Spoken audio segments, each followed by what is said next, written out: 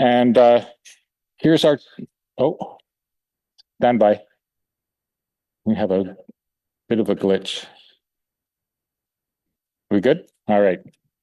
So here's the agenda for tonight's program. First up will be Dave Chisholm with his report on the Ottawa skies for March. There's a bunch of interesting stuff happening this month, so fingers crossed that we get some clear skies to be able to take it in. That'll be followed by Jim Thompson and myself doing a presentation on the science and art of infrared imaging. We'll then have a break. After the break, I'll do a short Astro-Bits segment that I've prepared for you. And after that will be Simon Hanmer's talk on planetary archives. This is a little bit of a change from the agenda that we published earlier in this week.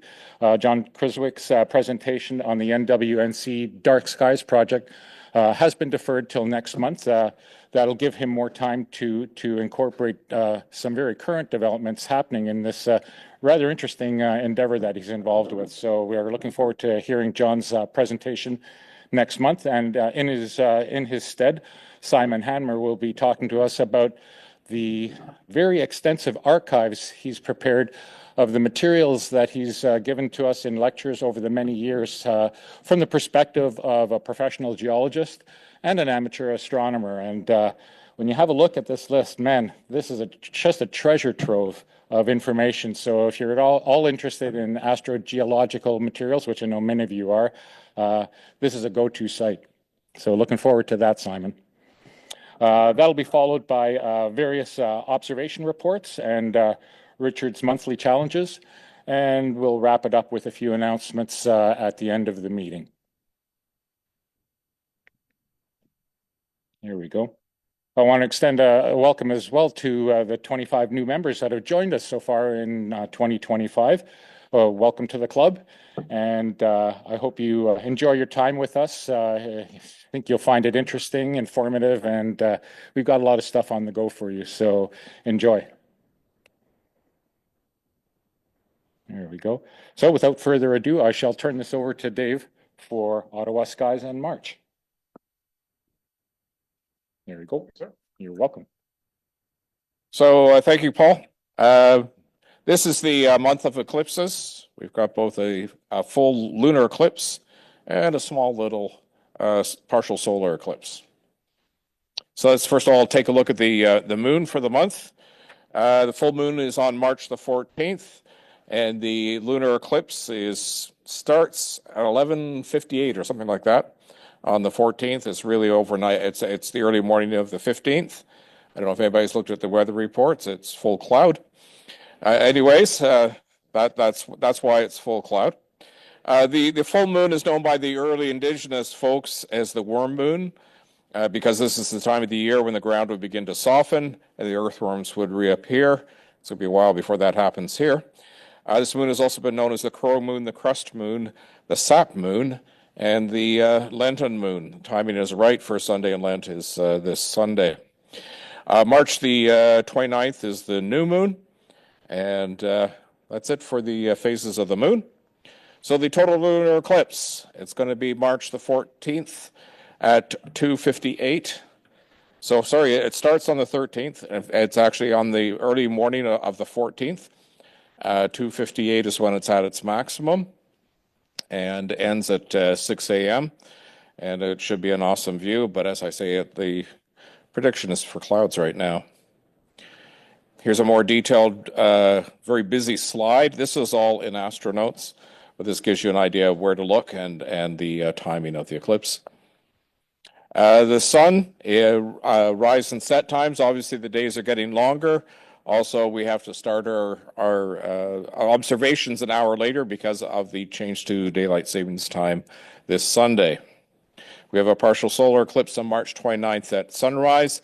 The eclipse is actually already in place as the sun begins to rise, so it's a very short event. So at 6:48, and it will just above the horizon, and then at 7:13, the whole show is over. So very short, 25 minutes. Don't worry, August of 2026, we will have a full partial solar eclipse, so we'll see both ends of it. And here again are some more details. And solar eclipse safety, never, ever, ever stare directly at the sun. And again, this is all in astronautes. So Mercury, we have the greatest eastern elongation on March the 8th. That's tomorrow. Look for the planet low in the western sky just after sunset. These are the rise set times for the first and last day of the month when you see that on here. Venus is rising and setting with the sun right now. Mars is visible in the evening. Jupiter is also visible in the evening. Saturn's not visible. Again, it's rising and setting with the sun for the most part. Uranus is visible in the evening, and Neptune is rising and setting with the sun this month. And here is, yes,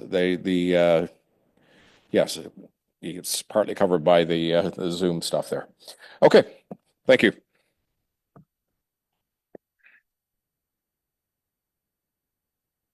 Thank you, Dave. All right. Oh, that's us. You ready, Jim? Always right. All right. So this Jim and Thompson and I are going to do a talk on the science and art of infrared imaging. This is something we started chatting about some time ago due to our mutual interest in using infrared filters in various aspects of our astrophotography. The last number of years has seen an amazing development of both infrared sensitive cameras and the filters available to amateur astronomers like us at less than astronomical prices. These cameras and filters provide us with an unprecedented ability not only to enhance some of our traditional astrophotography of targets such as the moon and the sun, but also to explore hitherto unavailable reaches of deep space. I think what has really fired up widespread interest in infrared imaging is the successful launch and deployment of the James Webb Space Telescope in 2022. Its infrared vision has already allowed us to peer deeper into the cosmos and further back in time than ever before. So our talk tonight isn't about James Webb Telescope. That really deserves its own presentation. But I mention it here to give you just to give you a feel of what infrared imaging is capable of at its highest level. So just a few images to highlight that ability. There we go. So this landscape was actually one of the first views released by from the James Webb Telescope back in 2022. It's a celestial landscape of mountains and valleys speckled by glittering stars, and it's called the Cosmic Cliffs. Hopefully, many of you will probably remember seeing this first image. It was much anticipated. This is actually the edge of a nebula, a nearby young star-forming region called NGC 3324 in the Carina Nebula, and it reveals for the first time previously invisible areas of star birth. This is the edge of a giant gaseous cavity in NGC 3324, and the tallest peaks, as it were, in this image are about 7 light years high. The blistering ultraviolet radiation from the young star surrounding this dramatic sculpture is what's causing the nebula to be slowly eroded away by the intense ultraviolet radiation from those stars. So the James Webb Telescope was specifically designed to have infrared abilities allowing us such views. In a nutshell, there we go. This telescope is parked in a halo orbit about 1.5 million kilometers beyond the Earth's orbit. It has a 6.5 meter diameter mirror. Oh, if only I had that in my backyard. That'd rock. And it has an f/20 focal ratio. Its cooling systems are so extreme that it can cool temperatures down to minus 267 degrees Celsius. That's like 6 degrees above absolute zero, which is required for infrared imaging if you want to go to the extreme, because any temperatures above that starts polluting the data with this extraneous heat information of the infrared. So yeah, that's plenty cold. It's also one of the reasons it's parked away from the Earth to keep it away from infrared pollution from our own planet. So to accomplish its infrared imaging, the NIRCam imager has 29 different bandpass filters, ranging from 0.6 microns to 5 microns in the infrared. The MIRI instrument on board extends that range to 28 microns. So it's a quite a wide range. And of those filters, only one actually is capable of allowing the cameras to image anything in the visual part of the spectrum, and it's in the deep red part. So James Webb Telescope doesn't see anything in the blue, and it doesn't see anything in the green. It's almost entirely restricted to infrared imaging, which is beyond what we can see with our eyes, even with the biggest telescope. So just a few other samples of images before we go into infrared imaging at a more mortal rate. This is James Webb Telescope's first and deepest and sharpest image of the distant universe to date. Thousands of galaxies appear in this deep field view, including the faintest objects ever observed to date. This image specifically shows galaxy cluster SMACS 0723 as it appeared 4.6 billion years ago. The combined mass of all those galaxies, which are basically a lot of the ellipticals and sphericals that the ellipticals and the spirals that you see in the white, those are the galaxies within the cluster that are about 4.6 billion light years from here. But their combined mass is sufficient to produce an enormous gravitational lens. And so all the wisps that you see, all the curved galaxies, are much more distant galaxies, and their view has been magnified by the gravitational lens effect generated by this cluster. Just phenomenal. It's our deepest view to date. We're getting close to the beginning of the universe as we know it. Messier 82, this is the galaxy that many of you are familiar with. I know every imager I know has taken a crack at this. It's a starburst galaxy about 12 million light years away, and Webb has delivered spectacular images of M82, revealing an entire city of hidden stars and galactic winds in stunning detail. Allowing astronomers to peer into the heart of the galaxy for the first time. You can see the comparison between the Webb image to the right and the area that it photographed on Hubble's best image of M82 to the left there. And it's profound, the detail that Webb is pulling out of that. And again, all in infrared. Pillars of creation, one of my favorites. Webb has provided a dramatic follow-up to Hubble's famous 1995 image of the Pillars of Creation that captivated astronomers, both professional and amateur, for the last 30 years. Webb's deep infrared view captured unprecedented views of the pillars' interiors, including the formation of many stars within them. And then we have this guy. This is a stunning image from the Webb Space Telescope, and it showcases Herbig-Haro 30, which is a protoplanetary disk located in the Taurus molecular cloud. The image reveals the dynamic processes of star and planet formation at an amazing level of detail.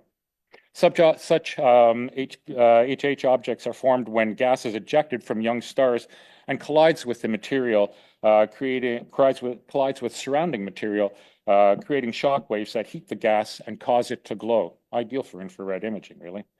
HH30 is particularly fascinating because it features a narrow jet of gas emanating from a young star, which is hidden behind the gaseous material and the dust material that you see forming that dark band running through the center.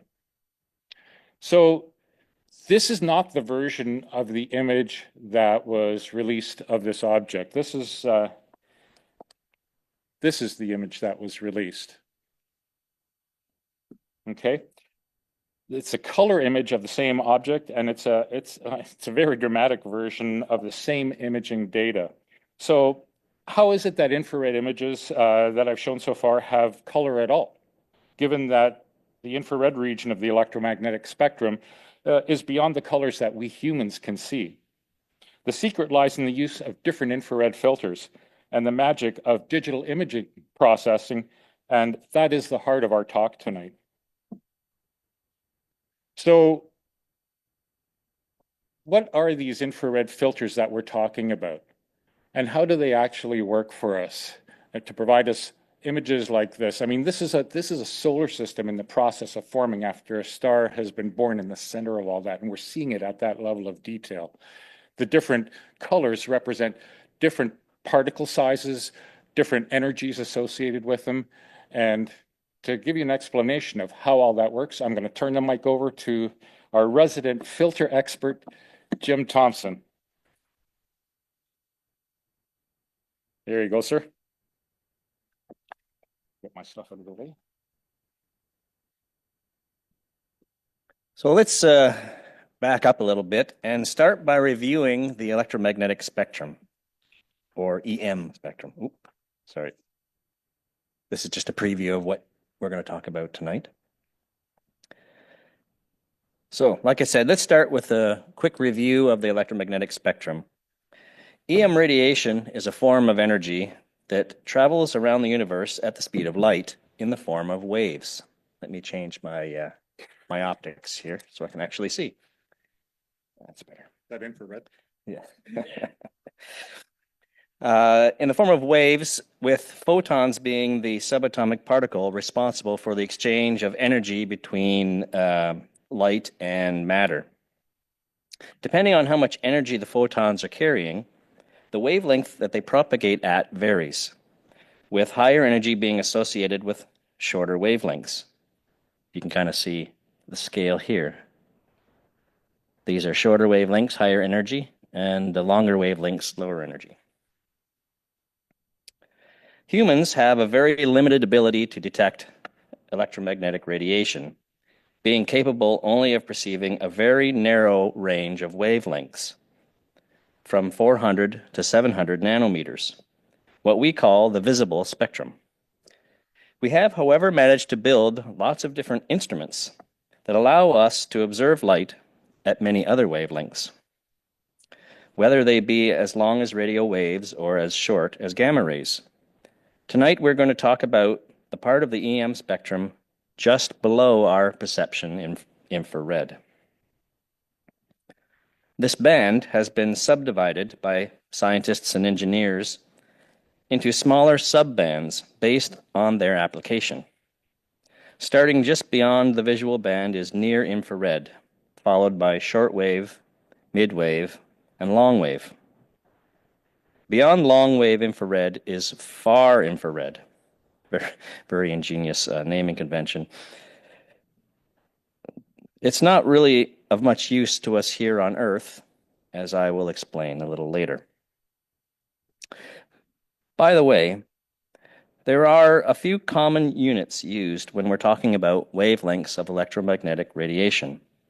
Angstroms are used normally for wavelengths that are shorter than the visible spectrum. Nanometers for light in the visual band, and micrometers for light in the infrared band. I will be mostly using micrometers tonight, or microns for short. Now, you may be wondering, if you're paying attention, why there are holes, why there are holes here in the definition of the infrared bands, and that's what we're going to talk about next. It has to do with our atmosphere. As light propagates around our planet, it tends to interact with molecules making up our atmosphere, with some wavelengths of light passing through unaffected, but others getting absorbed by the various constituents, like water vapor, that's this big one here at the top, or carbon dioxide or other elements and molecules. As a result, there are wavelength windows through which light passes mostly unhindered, with these windows corresponding to the subbands I defined earlier. Note from this graphic that pretty much all of the light at wavelengths above 14 microns is absorbed by the water vapor in our atmosphere, making observations at these wavelengths pretty much impossible from the Earth's surface. This absorption of the high or far infrared is also the main contributing factor to the greenhouse effect that keeps the Earth warm. The limits our atmosphere places on observing explains why all of the professional infrared observatories operate either at very high altitudes, like Sophia shown here, which has unfortunately been decommissioned, I believe, or in outer space, where there is no water vapor at all. While we are talking about infrared observatories, have you ever wondered why scientists care to see at such long wavelengths in the first place? What are they trying to see anyway? You'll note here I've highlighted in red the wavelengths to which these particular observatories are able to observe. Well, a large part of that has to do with the temperature of the object we're trying to observe. Back in 1900, German physicist Max Planck, a very cheery looking fellow, he postulated that black body radiation was based on the idea that energy is given off in small quanta, or small packets, discrete packets. This quanta later being named the photon. He was awarded a Nobel Prize in 1918 for his discovery. In Planck's law, the spectrum of light emitted by an object is related to its temperature.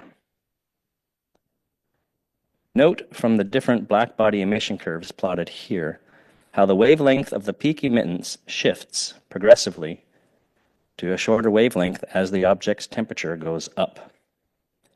A very hot object, like say a blue supergiant star, emits most of its light in the UV part of the spectrum. Our sun, with a surface temperature more in the 5500 Kelvin range, emits most of its light in the visual and near infrared range. A cooler red dwarf star, its emissions are mostly in the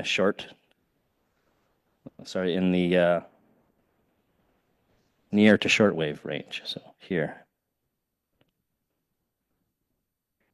Coming a little closer to home, hot metal from an aircraft exhaust, that's my professional area of interest, emits mostly in the short and midwave bands, so down here. And objects at room temperature, and that includes every one of you here in the audience tonight, you are all emitting photons down in the long wave band range, down here. And then finally, objects that are really cold, say for example interstellar gas and dust, they have their peak emittance in the far infrared part of the spectrum. Thus, by knowing the temperature of the object we are trying to observe, you can select the best wavelength of light to use for your observation. Conversely, measuring the emission spectrum of an object allows you to remotely determine its temperature. So, now we know how to pick the wavelengths that we want to observe. Next, we need to figure out how to do it. Sensors used for infrared are not unlike what is in your camera phone today. They are all made from some combination of semiconducting materials. This graph presents the detectivity spectra of just a small number of sensors that are in use today. There are thousands of them. There are two main types of infrared sensor. Photovoltaic, which give up an electron when a photon strikes them. That is, by the way, how your phone camera works, which is made of silicon, the blue curve up here. Or it could be photoresistive, where the flux of photons hitting the material changes its resistivity. The sensitivity of these different materials is different depending on their temperature. So if you cool them to a very low temperature, you can achieve better sensitivity. This can be achieved through a number of methods, such as a Peltier thermal electric device, which some imagers here would be familiar with. That can get you to around 250 Kelvin. You could use dry ice to get you to 196 Kelvin, or liquid nitrogen to get you to 77 Kelvin, which is minus 196 degrees Celsius, if you were wondering. Liquid nitrogen was the default cooling method used up until about 20 years ago, when the Stirling cycle device, a sort of mini refrigerator, was designed that allows you to get to comparable temperatures with liquid nitrogen. Before we leave this slide, I'd like to direct your attention to the green curve up here. That is included for interest's sake. It is the detectivity spectrum for the material that is currently used in Generation 3 night vision goggles. Now that we are familiar with the different types of sensors used to observe infrared, let's look at some examples of the cameras that are made using those sensors. First, those Generation 3 night vision goggles that I mentioned. They use room temperature indium gallium arsenide sensors that can see in the visual, near, and shortwave infrared bands. They are used primarily by the military and sell for about $4,000 to $8,000 US. Next is a long-wave IR camera, the T640, made by US infrared camera giant FLIR. It uses a room temperature microbolometer, so that's a thermal resistive device, and sells for around $30,000 US. This is an example image my coworkers and I captured during a flight test. Notice how even the subtle differences in surface temperature are all resolved in this waveband. My final example is a short and mid-wave IR camera made by Canadian company Telops. It uses a Stirling cycle-cooled indium antimonide sensor and sells for about $100,000 US. This example image was captured with a version of the camera that we use at my work. As you can imagine, because of its cost, we carry this camera around like it's a newborn baby. Note in the sample image how the hot helicopter engine, so you can see the engine here through the panels on the sides, and the tailpipe here, and a little bit of the exhaust gas. You can see all that pretty well in this waveband, but the rest of the aircraft, because it's at a lower temperature, you can't really make out. So, I'm guessing many of you are saying to yourself now, why the heck are these guys talking to us about infrared imaging? Excuse me.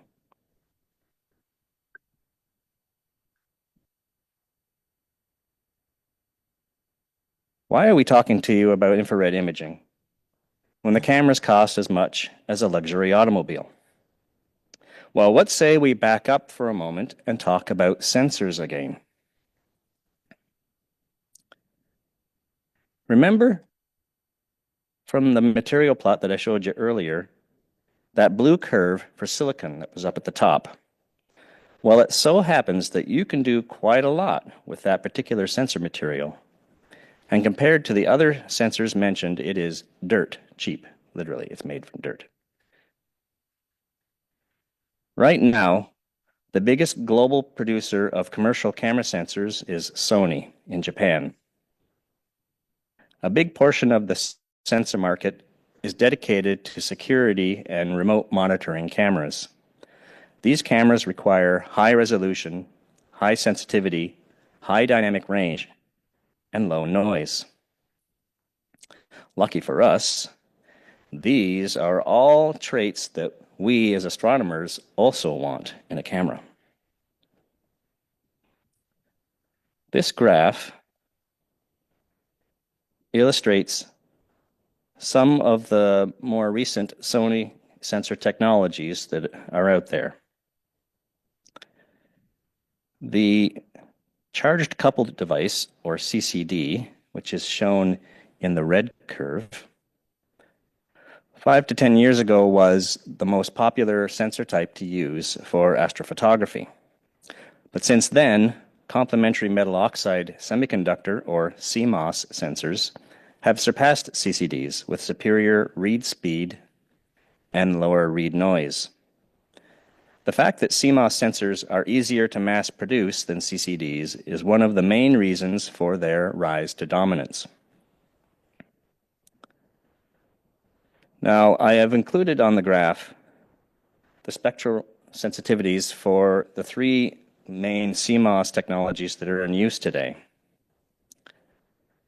The older one, the yellow curve, is Exmor technology. That's from about 5 years ago. Blue is for the more recent backside illuminated Starvis sensors. And finally, the green curve is for the most recent Starvis 2 sensors. There are a number of different Sony sensor models using the Starvis 2 technology. It's about a year or two old now. The most common being the 4 models shown here. Cameras made with these sensors start at around 300 Canadian dollars, quite a bit more reasonable. I have also included on this plot the sensitivity of the human eye when it's dark adapted in cyan, just to drive home how much more of the electromagnetic spectrum is available to us through the use of these sensors.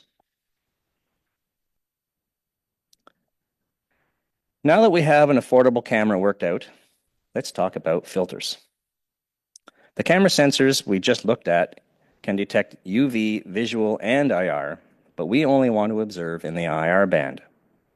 To accomplish this, we need to add an infrared pass filter. Most IR filters are of absorptive type, which means that the dye in the glass that they're made from is selectively able to absorb UV and visible light, but lets IR light pass through. There are a few filters out there that use interference type coatings, similar to what you would get in a light pollution filter, but these are generally for more specialized applications, i.e. to create a bandpass filter instead of a high-pass filter. This graph illustrates the spectral transmissivity of the main IR filter types available today for amateur astronomy. The high-pass filters are the most common, with cut-on wavelengths generally at 650, 685, or 850 nanometers. German filter manufacturer Astronomic also has a series of wide bandpass filters with cut-on wavelengths of 642, 742, and 807 nanometers. The 642 is shown here on the graph in blue. There is also a narrow IR bandpass filter popular for imaging the outer planets called a methane filter.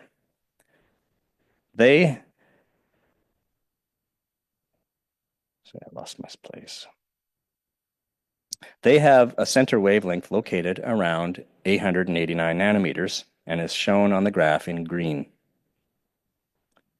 The table shown here summarizes the filters available from the main astronomy OEMs, with prices being reasonable for the most part. If you're looking to get yourself a filter on a shoestring budget, or want something out of the ordinary, you can usually find something through eBay, Amazon, or AliExpress. But be careful with those outlets, because the quality and finding the correct size can often be a problem. The last technical thing I have to discuss about infrared imaging is your optics. The telescopes and camera lenses that we use as amateurs are not typically designed for observing infrared light. Refractors, including camera lenses, suffer from chromatic aberration, an inability to focus all of the different wavelengths of light to the same focal plane. Apochromatic refractors are better at this than ED doublets, and ED doublets are better than achromats. Generally, reflecting type telescopes don't suffer from chromatic aberration. However, newer mirrors that use dielectric coatings may or may not work at infrared wavelengths. This image is an example of what you will get if you try to use an achromatic refractor, in this case a traditional camera lens, in conjunction with an IR pass filter. The stars are all bloated and fuzzy, and the deep sky object is blurred. So take that as a warning. Now let's get to the fun part, actually using IR imaging to enhance our amateur astronomy experience. Imaging in infrared allows us to reduce atmospheric seeing effects, combat light pollution, increase contrast, and reveal details that would otherwise be hidden. Let's have a look at some of my own personal examples. My first example application is for imaging the moon. One of the main challenges with lunar imaging is how our atmosphere bends the light passing through it, a property that varies with air density and thus temperature. This variation in temperature density over time is called seeing. You can get reports on the seeing quality using sites like Clear Dark Sky or Astrospheric. The useful bit of information for us is the fact that seeing effects are worse at short wavelengths. Thus, by observing using only IR light, we can minimize the effect of seeing on our lunar imaging. As an example, consider these two videos that were captured around the same time on the same night. Just a few minutes before I had to head off to last month's RASC meeting, in fact. A small window of opportunity for clear skies. The video on the left was captured with a blue bandpass filter installed, and the video on the right with an IR bandpass filter. I think we can all agree that the video captured using the IR filter is much steadier and sharper. Not only are seeing effects greatly reduced using the IR filter, but it was also much easier to achieve a good focus. The difference in quality between the videos is further illustrated with these quality graphs that were generated by Otto Stackert when I processed the videos afterwards. If you look closely at the green line, so here versus here, there are roughly twice as many frames above 75% quality in the IR video. Note that these graphs plot relative frame quality within each respective video. The graphs do not reflect the fact that on average, the frames captured with the IR filter are much better quality than those with the blue filter. This average frame quality difference is apparent when we compare the final stacked and sharpened images. Although the result of stacking the top 10% of 5,000 frames turned out pretty well using the blue filter, the final image captured using the IR filter is significantly sharper, has more contrast, and has more fine details visible. As a final moon example, consider this image captured by me from my backyard back in 2013. It was captured using an UV IR cut filter before I had learned about the benefits of an IR pass filter. It was captured on a rare evening of good seeing conditions and represents pretty much the best that I was capable of achieving at the time. Compare that to this image captured in 2020 from the same location using the same equipment, but using the Astronomic ProPlanet 642 filter. Seeing on that evening was only average.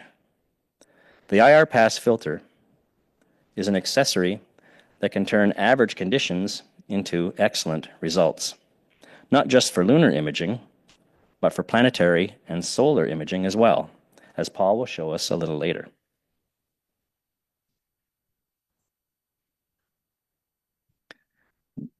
That was to make a point. Yes, the question was, why in the previous slide did I use a blue bandpass filter on the moon? And the reason was I wanted to exaggerate the effect of seeing by focusing just on the blue versus the IR. Normally, you wouldn't use blue. Normally, you would use either a UV IR cut filter like I've done here or an IR pass.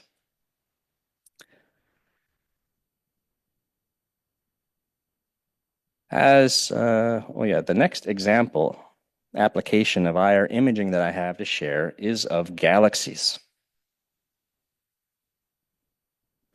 These objects emit light over a broad range of wavelengths, a result of them being made up of a large number and variety of star types.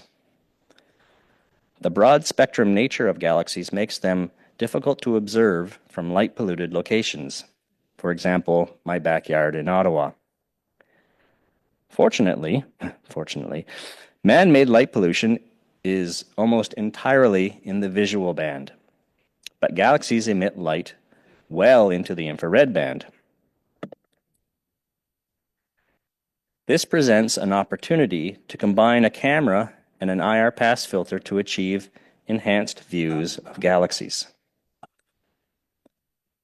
To illustrate what I mean, consider this plot that compares in red the spectral luminance of an urban night sky, my backyard in Alta Vista, in fact, compared to that of the galaxy M51 in blue. Those of you adept at reading logarithmic plots can see that in the visual band, from 0.4 to 0.7 microns, the sky is about 200 times brighter than the galaxy. However, in the IR band, above 0.7 microns, the sky is only 20 times brighter. Thus, by observing the galaxy in only IR light, we can achieve a large increase in contrast. To further quantify the effect, I have made a prediction of just how much contrast increase we can expect for each of the main IR filter types that I described earlier. I've prepared this prediction for the 3 different generations of Sony CMOS sensor, labeled here as 1, 2, 3 for Exmor, Starvis, and Starvis 2, respectively. I have plotted percent contrast increase versus signal-to-noise ratio. An SNR greater than 1 means better than no filter, and less than 1 is worse than no filter. My predictions suggest that contrast increase goes up as the filter cut-on wavelength goes up. However, at some point between 685 and 850 nanometers, adding the filter results in a signal-to-noise ratio worse than no filter, i.e., to get the same object brightness and noise level in the image, one would need to use a longer total exposure time than with no filter, which is generally not that desirable. This is, of course, just theoretical. Let's have a look at the effect in practice. Here are 4 images of galaxy M66 in Leo, captured from my backyard using 4 different filter configurations. All 4 images represent the same total exposure time of 5 minutes. There is a clear advantage to imaging the galaxy in the IR band, consistent with my predictions. If you look closely, you will notice that the areas showing more contrast with the IR filters are not the bright star-forming regions in the spiral arms. So see these areas here in the spiral arms? They are not all that much brighter, but there's all this other stuff that we can see now with the IR filter. Imaging a galaxy in the near-infrared band is preferentially showing us the cooler stars that exist in the galaxy's halo and other subtle tidal features. Using IR to observe galaxies under light-polluted skies not only enhances their contrast and signal-to-noise ratio, but it also allows us to observe objects not otherwise possible. This image of M97, the Owl Nebula, in the constellation Ursa Major was captured from my backyard. Of special interest is the compact galaxy group Hickson 50, circled in the lower left. The galaxies in this group range in brightness from magnitude plus 18.7 to plus 20. Even after a single 20-second exposure, these very faint and distant objects were visible from my backyard. By using the IR band, I have essentially removed any constraint placed on my observing from my urban backyard. Well, that's it for me. This is where I hand the reins back over to Paul. Thank you, Jim. Sir? That's awesome. I love that image of Copernicus. All right. Just one minor point there to the question Andrea asked. Under conditions of exceptional seeing from a dark sky site, blue is actually advantageous to capture higher resolution because mathematically, the resolution of any telescope that you use is dependent on the wavelength that you're observing. So the shorter the wavelength, it's that type of relationship, the shorter the wavelength, the higher the resolution. But as Jim pointed out, the shorter the wavelength, the more susceptible things are to seeing. And for us mere mortals who don't happen to be orbiting out in space, it's probably more advantageous more often to image either in the red band for the moon or in the near infrared band to mitigate some of those effects of seeing. So just wanted to let you know that because it was an interesting question that you asked. All right.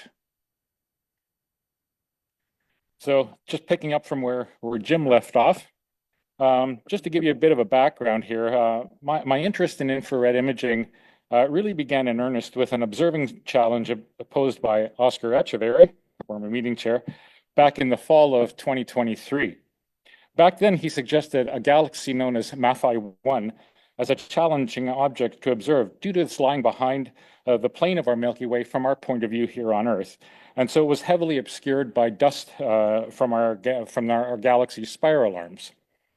I found that interesting when he mentioned that, and so when I dug a bit deeper, did a little bit of research into this object, I actually found that its discoverer, Paulo Maffei, actually found two galaxies using infrared imaging in this region, with Maffei 2 being the more heavily obscured of the two. So that made me wonder whether I'd find anything if I tried near-infrared imaging with my gear. I first caught Maffei 2, as you see there, in regular RGB imaging, just in visual spectrum. And as you can see, it's barely visible as that orange smudge in the near the center of the screen. Review and the rest of it is just star field, and the color itself generates the background sky color generates from the dust that I'm looking through to try to see this thing. Yeah, that's what I did when I saw this for the first time coming down, sitting in front of my monitor watching the images come down. I went, really? That's amazing. When I used that near-infrared monochrome filter on my monochrome imager, I was really shocked at how much of this galaxy popped into view. In this image, I used the near-infrared filter, excuse me, as a luminance channel to my previous RGB view, and so this was the result. I was actually looking through the dust of the Milky Way and seeing a large nearby galaxy that was almost invisible in our limited visual portion of the spectrum. More on the imaging side on this in a few moments in terms of using the IR data with your regular RGB imaging. Needless to say, doing this made the bug bite, and it certainly opened up a new window for me to observe things that I'd never seen before or even thought that I could see before. So galaxies are certainly, as Jim pointed out, advantageous targets. We certainly have some big ones, and they, especially when they're obscured by foreground dust, the IR image can punch through that to a degree. Back to our solar system for a bit. This is actually one of Jim's image that I stole. And it's the sun. I've devoted a bunch of my observing time since imaging in MAFA 2 to using infrared filters, both on solar system objects and deep sky objects, because it was kind of like a whole new universe that's opened up, and I just want to see how far my equipment will go. I'm fortunate enough, unlike Jim, who's battling light pollution in the Alta Vista area. I'm very fortunate to live in a very dark sky region out about 20 kilometers, 25 kilometers west of our Almont FLO observatory. So I have dark skies, and I have in my observatory, I have my 11-inch Edge HD that gives me plenty of light grab for what otherwise might be really faint images. So this view from Jim shows the ability of near infrared imaging to bring out more detail on the sun that would be usually visible just in standard visible light, white light imaging. Here he's used a Herschel wedge to cut the sunlight's intensity. You need to do that. You don't want to fry your optics. And he's coupled that with an 850 nanometer infrared pass filter. So only passing infrared light past 900, longer than 850 nanometers, well beyond our visible range. This has the effect of boosting contrast and certainly taming the seeing. I took a similar shot using a 742 nanometer IR pass filter, again, just beyond our visible range on my 11-inch. And I noticed the contrast right away with this, the contrast on things like the sunspots and some of the surface features, without getting into the really fancy filters for solar observing, really pop with the IR. Again, you may have noticed that this image, unlike Jim's, is colored, and that's because I colored it. This is where artist's discretion comes in. I'll explain this more in just a moment when I talk about imaging with IR. But for those of you already in the know, you'll know this stuff. For others that may be just familiar or vaguely familiar with it, when we do our image processing, we process things in red channel, green channel, and the blue channel. If you're using a one-shot color camera, like your phone, for instance, or a DSLR, that's what you're shooting. Your part of your sensor is capturing red data, part green, part blue.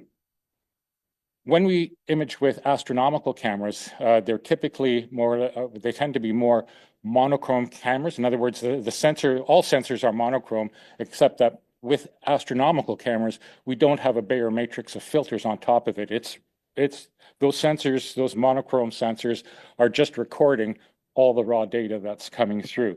And if we want to grab pictures of different parts of the spectrum, red, green, or blue, we use red, green, or blue filters. But we can also use infrared filters. And so we can use these as different channels, if you will, to colorize an object and to use it and also to incorporate a luminance channel, which is a representation of all the energy data that's captured by the camera in an unfiltered view. All right. So targets in our solar system certainly are good targets to shoot, because typically they don't require as long of an exposure as deep space targets. They tend to be a lot dimmer and require longer imaging, especially with the near infrared stuff. But oops, here we go. Yes.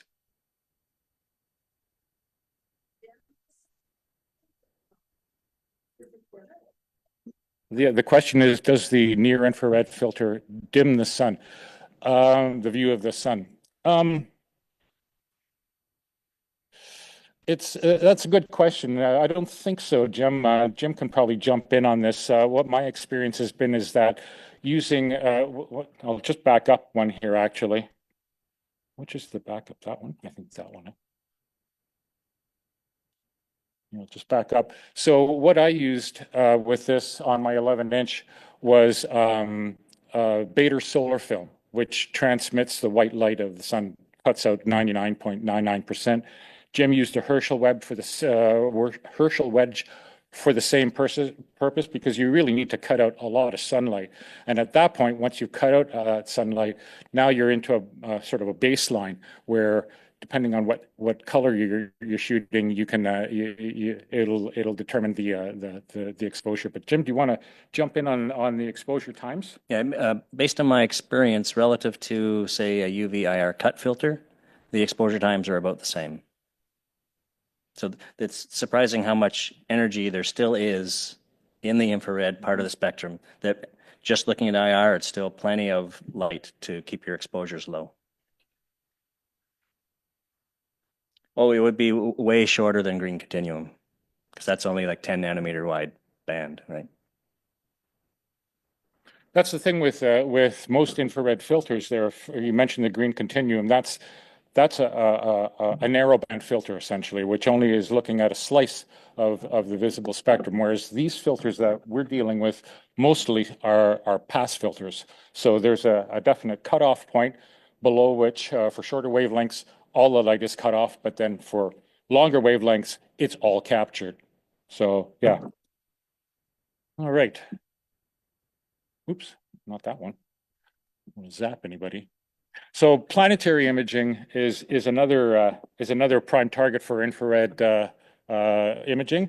There you can see the three shots on the left were all taken on the same night of Jupiter, January the 11th, not that long ago. On the far left is RGB, what you would expect with a planetary camera, generally an astronomical planetary camera.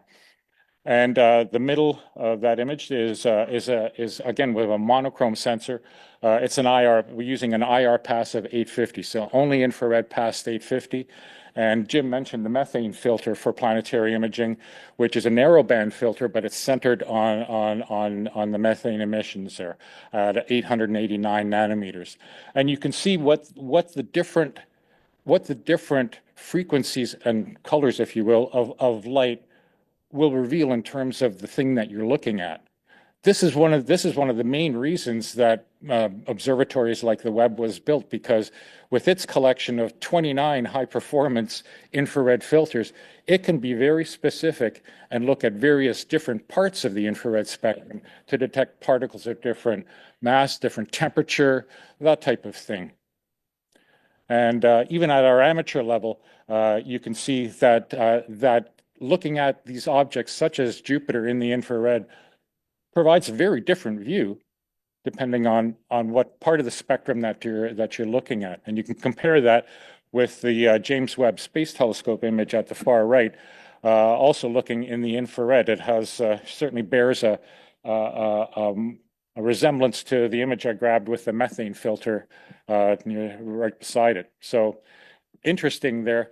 This image and a few of the others I'm about to show are actually, I actually imaged those with a new planetary camera that I just recently acquired. It's a QHY 5III 462C imager. I read the specs on this and I said, I have to give this a whirl, because this is a rather interesting camera to use. It's a one-shot color camera, kinda, but it can also do monochrome. So go figure that one out. The way they do this is that the sensor itself uses organic dye filters, which basically allow red, green, and blue light to pass through, but in the infrared they're transparent to those energies.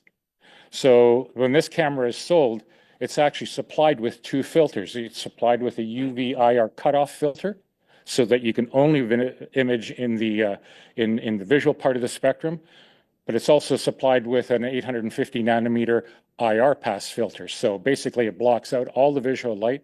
The organic dye filters permit the IR to come through, and voila, you have a monochrome imaging camera. Also, the sensor has a deeper substrate, which is designed to allow more sensitivity in longer wavelengths like infrared. I've only started experimenting with this, but it's certainly an interesting view. And like Jim said, some of these cameras are affordable to us mere mortals that can't afford to put an observatory in orbit. All right. So planetary imaging, I was lucky to get Jupiter. We've had Jupiter's been in such a wonderful position. I wish we had had more clear, stable nights with it. But certainly with the ones that we did have, I was able to take advantage of and get a real good dig into the IR imaging. All right. Also tried Venus with in RGB and a couple of the IR filters.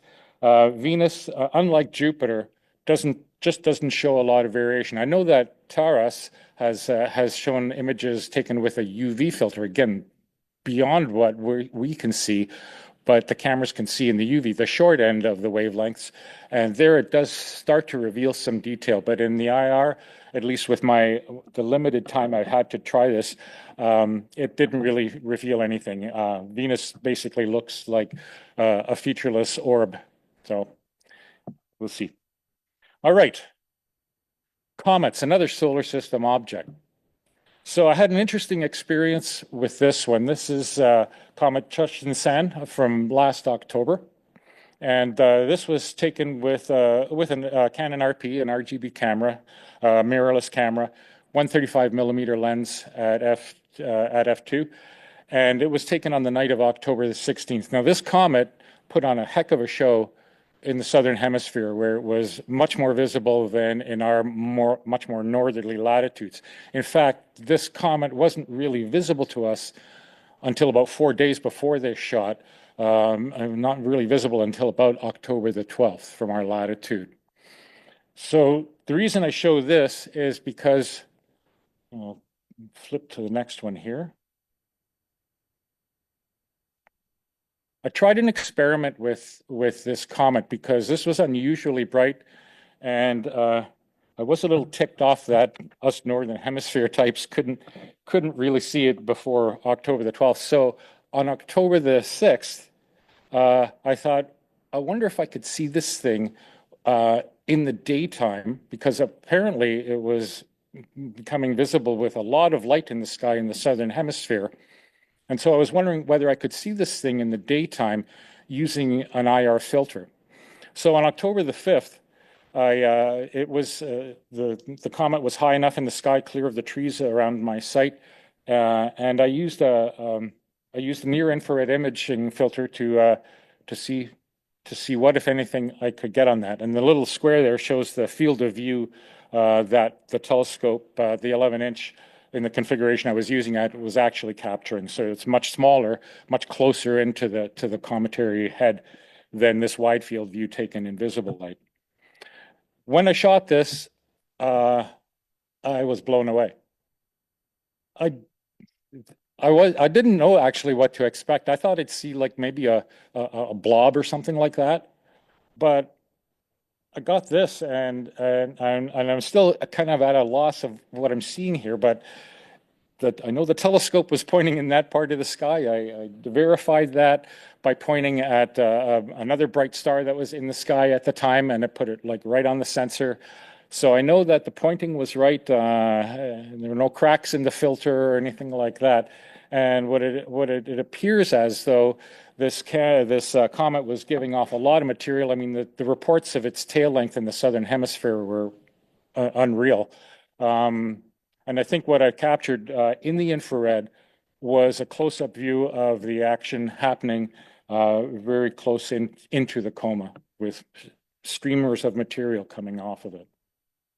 I did submit this image for comment to some sources that are more knowledgeable, way more knowledgeable on this stuff than I am, but I unfortunately I haven't heard back from them. But that's one of my future projects. Any other sun grazers that we've got coming into visibility for us, I'm going to try to bag them with IR during the daytime. All right, now we jump out into deep space, and this is the Flame Nebula. I think is Tony Jarrett here? Oh, hi, Tony. Was it you that mentioned a hidden cluster? Yeah, okay. So I thought of you when I was imaging this just actually a couple of weeks ago. This is the Flame Nebula, and this is basically with the monochrome camera, but just using the luminance filter. So basically gathering all the light, all the red, green, and blue, and dumping it onto the monochrome sensor. This is what you get, and you see a lot of fine structural detail. When I flip to the IR imager, have a look before I flip the image at the number of stars that you see in the field. With the IR imager, come to me. You can see that we see a lot more fainter stars than we did in the other image. Not as much of the nebular detail, but the hidden star cluster that Tony mentioned when he was talking about his image, I believe that's the one you were looking for. Not sure. It's the only one that I could find there, but yeah, if I back up, you can see that it's virtually invisible on the visible light image luminance view. So again, IR imaging allows us to see things that we wouldn't ordinarily see. Even, I mean, you could do a long exposure in RGB, but all you do is get a brighter nebula. You wouldn't punch through the dust there to see the stuff that's within that nebula. And again, this is an image captured with that QHY planetary camera, actually, of the inner core region of the Orion Nebula. And again, you can see the difference in the stars that are captured. That camera actually allows me to punch through some of the very dense dust in the core region of M42 to capture stars that are just barely or not at all visible in the RGB view. All right.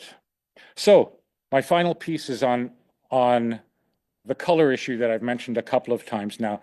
As I said, we're only with these filters, we're imaging in the infrared, and in the infrared, color has no meaning because color is a perceptional thing for us humans within the narrow band of the EM spectrum that we're sensitive to.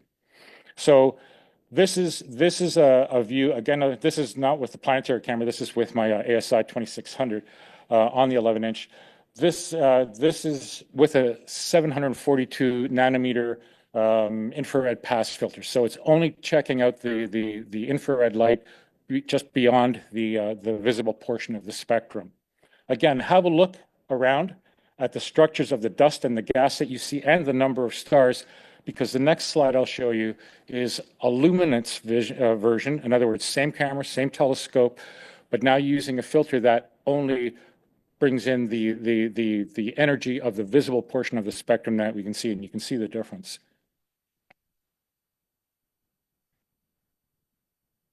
Again, it's different, right? It's not better, it's not worse. It's just different. You're not seeing some of the very faint stars that the IR energy can punch through with the data, but you're seeing a wider span of the gaseous material in the core of M42. So this is with a luminance filter. I'll show you the next one here.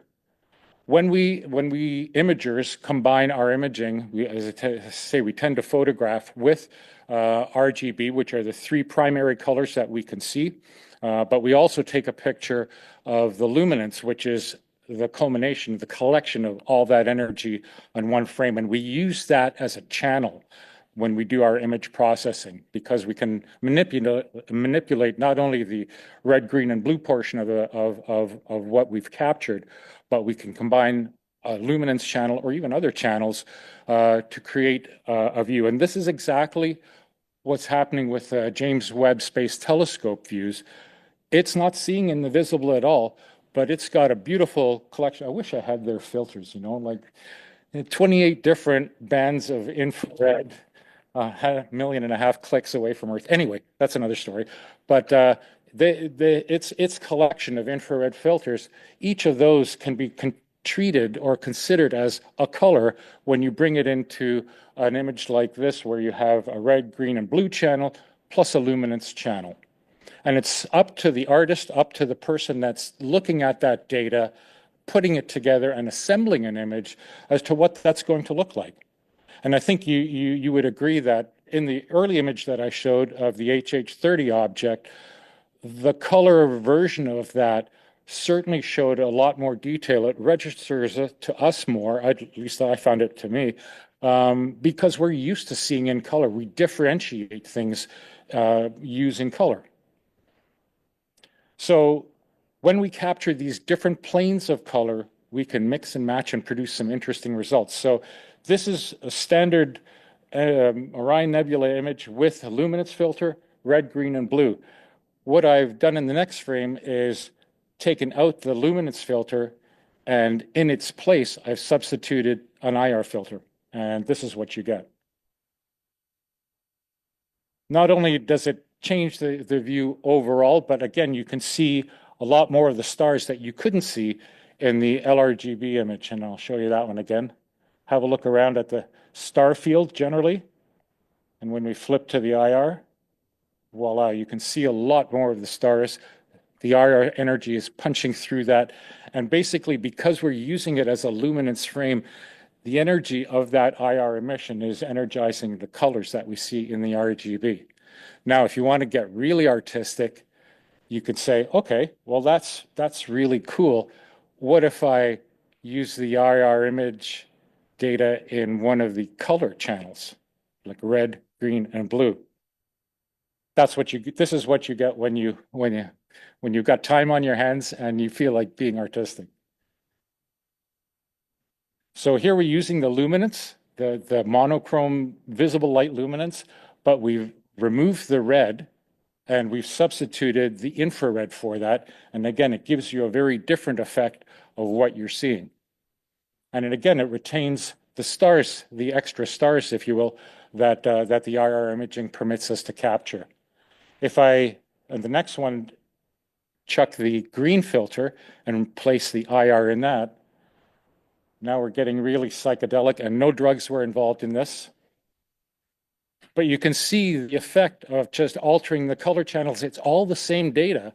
It's just where we slot them so that we can see them, we can perceive them, take them in as our brain is designed to process. And finally, I'll take the IR channel, I'll chuck the blue channel, and I'll substitute it for that. And we see that. So again, this is exactly what they do with the James Webb images. They pick a palette of colors that because they have so many filters to work with, they can mix and match and produce virtually any color with that infrared data that we actually can't see, to provide an image that's pleasing and something that's identifiable to us with our perception of color. This is one of the things I've really found fascinating with IR imaging, the stuff that you can do with that extra channel of data covering things that we just don't normally have access to visually. All right, that's it for me. Jim, if I can join me here. What we decided to do as well is just give you a bit of a heads up on the kind of stuff that we're planning with our IR imaging. I know from my point of view, I'm very eager, based on these results, which is the results that I've shown you are really about some of the most intensive IR stuff that I've done since becoming interested in IR imaging. I'm really waiting for the summer to have a look at the core region of the Milky Way in IR, as well as some of the bright nebulas like the Eagle for the Pillars of Creation, M8, M6, M17, M20, the Terrifid. I also what I want to do, I do have multiple different IR filters, all in the kind of the near infrared. What I want to do is multi-channel imaging of some of these nebulas and see if I can do something like they do with the James Webb and using different IR band filters for the RGB values and see what falls out of it. So the other thing I already mentioned was imaging bright sun grazing comets during the daytime, see if I can bag another one. And Saturn, I really was hoping to get Saturn in IR, but it was just too close to the western horizon. And on the days where I did have a view of it, the imaging was terrible. So I'll leave that for a future date. Jim? Well, for myself, I am thoroughly convinced that there's no way to observe the moon or image it except in the IR, especially from the city where seeing is typically bad. So I'm certainly going to continue doing that. And galaxies. Before I started using IR pass filters from my backyard, I didn't even bother trying to observe galaxies. But now I can. So that's going to continue. I really do need to do more planetary imaging. I'm kind of delinquent in that regard. So I'm going to try to pick up the pace there. The image that Paul produced of the comet with an IR filter to me was a huge eye-opener. And it connected a lot of dots because I knew beforehand that the emission spectrum of a comet looks remarkably similar to a galaxy. So it has a lot of emission in the visual range. There's a few spikes for different gases that are being, escaping. But it also has a strong infrared emission, which suggests to me that an IR filter should help observe comets when you're in light polluted skies. But I don't have any evidence to prove that. So that's something that I'm hunting for, and hopefully we'll be able to get in the future. And always in the back of my mind is maybe one of those cameras from work could fit on my telescope. But we Call me if you can manage to borrow. not the 100K one. No. Maybe the 30K one. We got yeah. Well, I'll go for that. Yeah. Yeah, that's it for me. Well, thank you very much for listening. If you have any questions, feel free to ask. We have a little bit of time. And do I see any questions? Oh, thank you. Question in the front? Oh, okay. Thanks, Dave. You really can't see anything. No. Spotlight. I need infrared. Yeah, they're all sending off long wave Yeah. photons. We should. That's what I Like was you looking. mentioned a number of times, we all have limited budget. So I only have color cameras at the moment. If I want to go into some of this IR stuff, do I have to buy the monochrome camera first, or would it make any sense at all to put an IR filter onto a camera that has a Bayer matrix? The answer to that depends, because different cameras, different one-shot color cameras, often have, especially things like DSLRs and cell phones. In addition to the Bayer matrix that covers the sensor, which gives you the the red, green, and blue channels, it also has a UV IR cutoff filter. So then that's to prevent pollution from IR sources, which you see from Jim and I's talk that they can be quite strong, right? And if you don't cut those off, it's going to pollute your image of your grandchild sitting in front of a fire or something like that, you know. So the short answer is typically. You cannot use one-shot color cameras to catch your IR. It's either very limited or completely cut off by the filters. So have I got that basically right? For a DSLR, yes. For a DSLR. But most, like I believe you recently bought was it a I 60? have the 2600 2600. MC and I have a 178 MC. So those cameras do not have a built-in UV IR cut. It does? Okay, so that's the one model that has it? Okay. Yeah, the monochrome doesn't But have it. you can retrofit that camera and put a clear window on it. That is an accessory you can buy. The only thing to note is cameras that are one-shot color, the Bayer matrix does impede to some extent how much of the IR is getting through. So, the newer cameras like Paul is using that are a lot more sensitive in the IR, the Star-Vis 2 class sensors, they're much better to use an IR pass filter with a color camera. You're still getting quite a lot of IR, but the older ones like Star-Vis and Exmor, there's not much IR getting through the blue and the green channels because of the Bayer matrix. So it depends on which camera that you're using. Okay, thank you. Any others? Chris, anything on the board? Okay. Well, thank you very much for listening. one more. Oh, sorry, we do have one more. Sorry. So I guess the IR pass, would that be good for getting objects close to the horizon? Like getting through the atmosphere and things like that? It would probably help, I would think. Yeah, because when you look at objects near the horizon, like the sun and the moon are good examples of this. The sun very close to the horizon, and especially the moon when it's just rising above the horizon, they tend to look much more yellow, and that's because all that air is cutting out. Basically, it's dispersing all the blue wavelengths. So you're left with longer wavelengths to begin with, and then IR has even longer wavelengths, which are less subject to the variations of that thicker atmosphere. As Jim pointed out too in his graph with temperature and density, how it affects the actual seeing quality. Right. Thank you. You're welcome. All right. Thank you, Jim. All right. Certainly, if you have any questions that come to mind afterwards, feel free to approach myself or Jim, and we'll do our best to answer those. So, almost time for break, but we'll have a couple of quick announcements. First from Wendy Joliffe on some interesting events happening in the Ottawa region over the next few months that are astronomy related. You're welcome. Take your time. It's dark, unless you see it in the dark.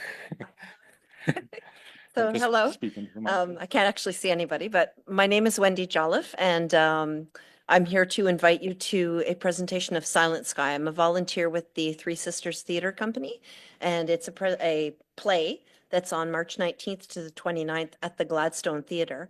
And on the 22nd, we have a special panel, a special event with a panel featuring your very own Andrea Hirones, so she'll be there that day. But the play is actually about three Harvard Observatory computers. They worked there between like 1881 and well into the 1900s. The three of them, and I can't see anybody, but I was going to ask you to put up your hands if you've heard of these computers. Annie Cannon is the first one. Has anybody heard of her? Yeah, good. Okay, so you can keep your hand up if you know that she is actually known. Her nickname is the census taker of the skies. Did anybody know that? So she has she cataloged over 300,000 stars, and she's still, like, to this day, the person who has cataloged the most stars, the most accurately, and she's also the quickest of everybody who is a star cataloger. So she's in this play. She's one of the characters. But there were two other computers at the Harvard Observatory as well. Wilhelmina Fleming, put up your hand if you know Wilhelmina Fleming. So she was one of the computers at the Harvard Observatory as well. Cataloged only 10,000 stars, but 59 nebula, including, and you can put your hand up if you knew this, including the discovery of the Horsehead Nebula in 1908. So she's pretty cool. And then you can put up your hand if you know Henrietta Leavitt. Oh, yes. So I left her for the last. So she's the main character of the play. And probably most of you know she figured out Leavitt's law, named after her, which is also known as the period luminosity relation. And so I'm sure everybody knows that she figured out from Cepheid stars who have that's the twinkle twinkle of our stars, the period. She figured out how to tell distances between galaxies and between stars, which basically opened up the universe for us, showing how far the distances were between galaxies and between stars. So the play is, as it says here, it's the almost true story of these three astronomers who really changed how we view astronomy. And something I should mention too, Annie Cannon actually continued to catalog stars until the day she died in 1941, which is pretty cool. She worked from 1888 until 1941. So that's all I have to say. So thank you. You're all invited, and I have some cards up here. I hope I'll see you there. Thank you. Thank you, Wendy. And as she's mentioned, she's left some materials up there. If you're interested in attending those events, please help yourself to the materials. I think they're on the far table on the right. And a couple of really quick announcements from Yeah, Andrea. really quick. I There you just go. wanted to have a quick announcement because I know we have new members, and if there's anybody here who's new, I'm the vice president of the society. I'd love to meet you and check in to see how your experience is going. Otherwise, you can contact me at this email address. I am also here to remind everybody that we are an association of almost 400 people, and no one is coming forward to volunteer as treasurer. And Richard has done it for quite a few years. And if you are somebody who has benefited from the work of Paul and or Mick on the website, or Oscar, or Chris, or Rick who runs Flow, if you have benefited from their efforts, please consider coming forward and helping the society. I'm, no more Mrs. Nice Guy here. It's time for everybody in this room to ask themselves, and everybody on the Zoom, how can you help contribute to make this great society continue? Because if we don't replace Richard, who's going to write the checks? Who's going to pay rent at Flow? All right, come on, you guys, we can do it. Lots of really, really bright people in this room who have been members for decades. It's your time, okay? Next slide, please. And just finally, there is still time to submit your images for the calendar. The deadline is March 15th. There was a glitch in the submission format, but I think that's been resolved. If you need any help, you want me to help you, resize things, I'm happy to help. But I know there's great imagers in this group, and I really hope we can continue to the tradition of having an Ottawa member in the calendar next year. That's my quick announcements. Thank you. Thank you, Andrea. All right, I think it's time for a stretch. Please keep it short, no more than about 5 minutes or so, but we will give you time to do your business, and we'll resume with the second half of the meeting. Thank you.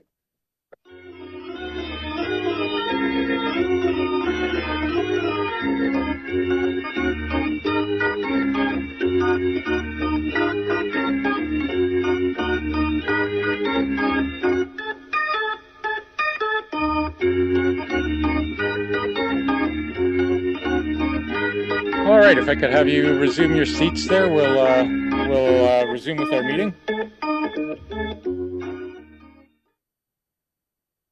Actually, I can work through some of these early slides while you're seating, because you already are members, or at least most of you are, I think. All right, so I just want to start off with a few notes about, for those people that are tuning in that aren't members of the RASC, or just visiting us here in person at the Aviation and Space Museum, there are many benefits to joining the RASC Center. And I mean, I think, and I've mentioned this before, that one of the benefits that I enjoy the most is just having the chance to chat with people of similar mind, similar interests, and to share ideas. And that is available for you as a member of the RASC. In addition, we have a telescope loan library. So for those of you that haven't bit the bullet yet, haven't been bitten by aperture fever, you can borrow one of our telescopes, the old try and buy thing, before you invest a substantial amount of money, or even a lesser amount of money, on an instrument that may or may not be suitable for the type of observing that you'd like to do. Typically, people do start out with smaller telescopes, and as their interest grows, as they learn what they can see with those telescopes, tend to get aperture fever, especially when you start looking at some of the magazines or the websites, and you can advance to larger instruments. But this gives you a chance to try different telescopes of different size, different capabilities, without having to buy them. So a really nice benefit of the club. Other membership goodies include the Observer's Handbook. This is a publication that the RASC has been putting out for many decades. I have copies of this back into the 70s there, and it's in the days before internet information was readily available.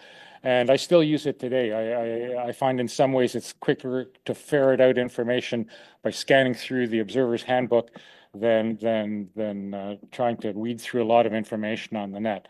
A very valuable resource, very professional, and covers just a full spectrum of topics, including monthly summations of what's happening in the sky and when.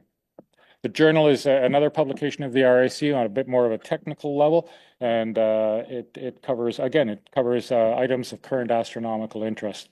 And then we have our monthly Astronotes, which is made available to everybody, that provides a summary of what's been happening in the club, notifications of star parties, talks like the ones that were given here, and that is issued monthly. So deadline tomorrow. Thanks for reminding me. Yes, deadline. If you have image submissions that you wish, please send them in by tomorrow, because publishing is on Sunday, right? On Monday. Okay, so there, you've been warned. All right. Also, with your membership, you have access to the Discord server. This is for members only. And again, it's an online platform that allows you to converse and share ideas with other members. You also get a pro subscription to Astrospheric, which is a really impressive piece of software that's fairly new and provides detailed maps and conditions, updated seeing conditions, much like the clear sky chart that most of us are probably familiar with, but it goes into deeper levels. It goes into different types of atmospheric conditions and covers a span of things there. The pro version, if you were to buy it there's a free version and a pro version, but the pro version, if you were to buy it, costs you $66 a year. That's free with your membership at the RASC. So in terms of membership costs, regular membership is $113. Family membership is $107.50 and plus $15 for an additional adult and $9 for youth. And we also have a youth membership for students and such at a reduced rate of $72.40. All right, so first item for our after break here is the segment I introduced last month. We had a bit of technical issues with our system here where we couldn't get the audio. We have rectified that. So I'm not going to repeat the segment that I did, but I will show you the video that was part of that, because it's the interesting bit at the front. And what this is, if you want to see the full coverage that I did on it, you can have a look at the meeting on YouTube when it gets posted up there. But suffice to say, the first bit was a rather interesting piece. This is the only footage known of somebody capturing the strike of a meteorite as well as its sound. So knock, knock, who's there? This was taken by a couple in Prince Edward Island who had gone out for a walk with their dogs, and when they returned, they discovered something unusual in their driveway. And here's what happened. Keep an eye to the white portion of the screen. Can you move that, Chris, at all? Maybe I'll just reverse that. Yeah, that would be better. Hang on a sec. I'll just reverse that, and we'll play it again. Their doorbell security camera caught that footage, and then I slowed it down. And if you watch the part of the sky on the right there, you can see there was actually multiple fragments that came down and impacted on their very nice, smooth walkway there. There's another one coming down there. And there's one more. So whatever this was, it fractured just before impact, but it was solid enough to leave them with a nice little ray crater on their patio. So anyway, I just wanted you to see and hear that, since it's the only known footage of both a visual and an audio capture of a meteorite strike. One of the things I also mentioned in the extended version of this from last month was that we mentioned an asteroid that had been recently discovered that had a potential to impact on Earth, less than like I think it was 1 or 2% chance of impacting the Earth possibly in 2032. Not a good news story, because if that actually happened, it would be worse than the Chelyabinsk meteor that entered a few years ago. It's bigger, and it certainly, if it impacted on a city, it would be a city destroyer. So there's been a frantic scramble to get as much data on this thing as possible to refine the orbit, and thankfully that has been done. And now the chances of a collision are extremely remote, like 1,000 times less probable now that we've pegged down this orbit. Okay, so now you can rest more easily at night, right? You don't have to keep looking up. All right. So the segment that I do have for tonight is, as I said, this Astro-Bits segment just talks in short about interesting tidbits that I've found in my reading of things. And I invite anybody with an interest, comes across an interesting article that feels like making a short presentation to contact me, and you're more than welcome to come up and do it. So this one I found was really interesting. This is Arecibo. What caused the Arecibo collapse? For those of you who aren't familiar with the Arecibo telescope, this was for decades the world's most powerful radio telescope and radar system, and it was built in 1963. The telescope is a 305 meter or 1,000 foot diameter spherical reflector built into a natural sinkhole near the town of Arecibo in Puerto Rico. During its productive history, it was responsible for many notable astronomical discoveries. And its radar was so powerful that it could bounce radar signals off planets Mercury and off the planet of Venus to allow us to actually image surface details on those worlds. So you can imagine that's a pretty powerful radar to be able to do that. It allows us, just like infrared imaging, it allows us to punch through. The radar signals are a long wave. It allows us to punch through the dense atmosphere of Venus and record surface features before we had spacecraft orbiting around Venus to try to do the same thing with radar, but from orbit. Also captured the potential of ice in the polar regions of Mercury. Go figure.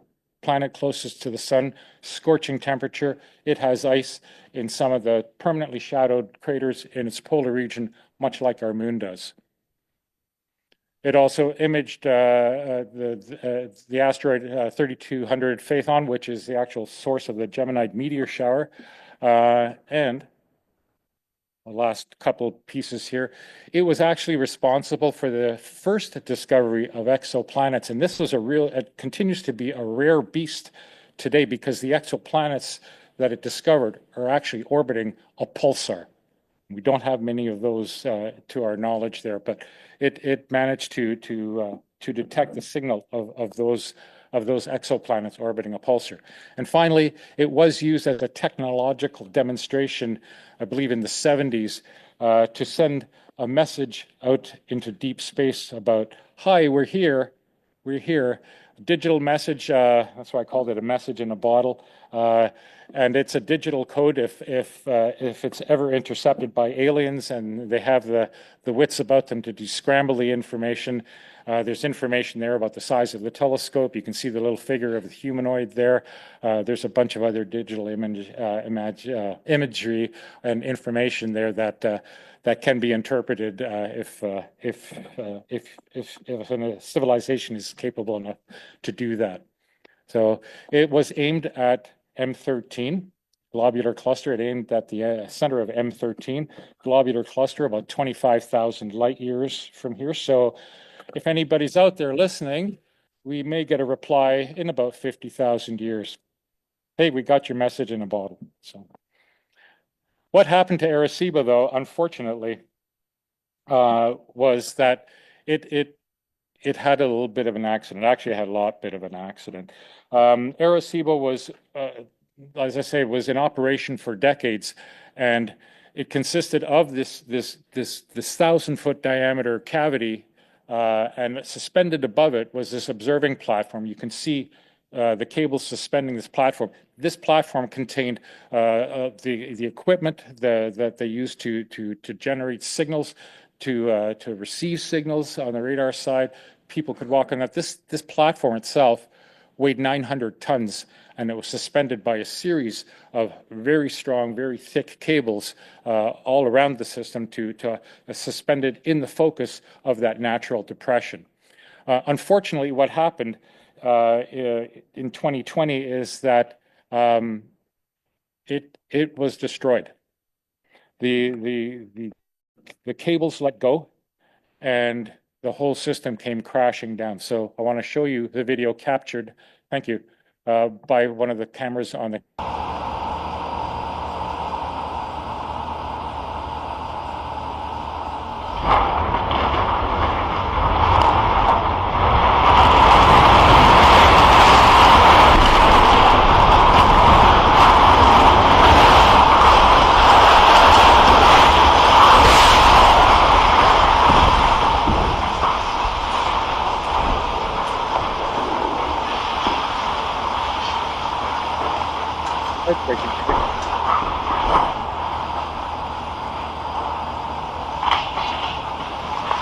It was followed by another image taken by a drone. They knew that there were problems here, and they were prepared to fortify the cables, but that happened too late. So this is drone footage of a cable that was parked up near where it failed. So watch this.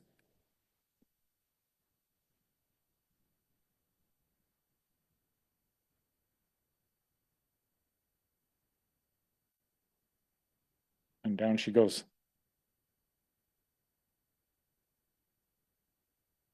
Fortunately, there was nobody doing any servicing in the shaft below. Can't believe that platform, 900 tons suspended by this series of cables. So the reason I show this is there was an extensive, there's been numerous studies done on why this thing failed, what happened to it. And in a recent study just released back in October from the National Academies of Science, Engineering, and Medicine, they studied obviously the remains of the equipment that failed, especially the cables, and they determined that something called long-term zinc creep was induced in this 57-year-old structure. What zinc creep is, and I'll just advance to the next slide, is these cables were embedded in footings of concrete and then sealed into those footings by molten zinc, which then hardened. This is a technique that's been used for a century, apparently, on other high-tension items like bridge suspensions and such, with no failure. It was tried and tested technique. What they figured happened here was that over time, with the radar emissions, powerful as it was, as I said, it can bounce signals off Mercury and Venus, that this induced something like a flow to that molten zinc over time, and gradually weakened the structure as I suppose as they used it off and on with the radar. And those small changes to the zinc caused it to creep and not hold those cables into place just as strongly as when they were initially installed.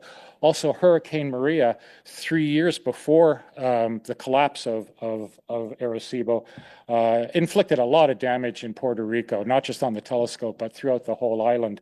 And that was partially responsible for the, they figured that was partially responsible to weaken the entire structure and bring it down, as you saw. So, yeah, nobody figured on this electromagnetic energy induced by the radar emissions from this telescope to weaken this, because there had been no other structure built using this technique that was subjected to such high energies of radar emission. So unfortunately, there are no current plans to rebuild the Arecibo telescope. So rest in peace. It certainly gave us an amazing vista on things that we could not otherwise observe. All right.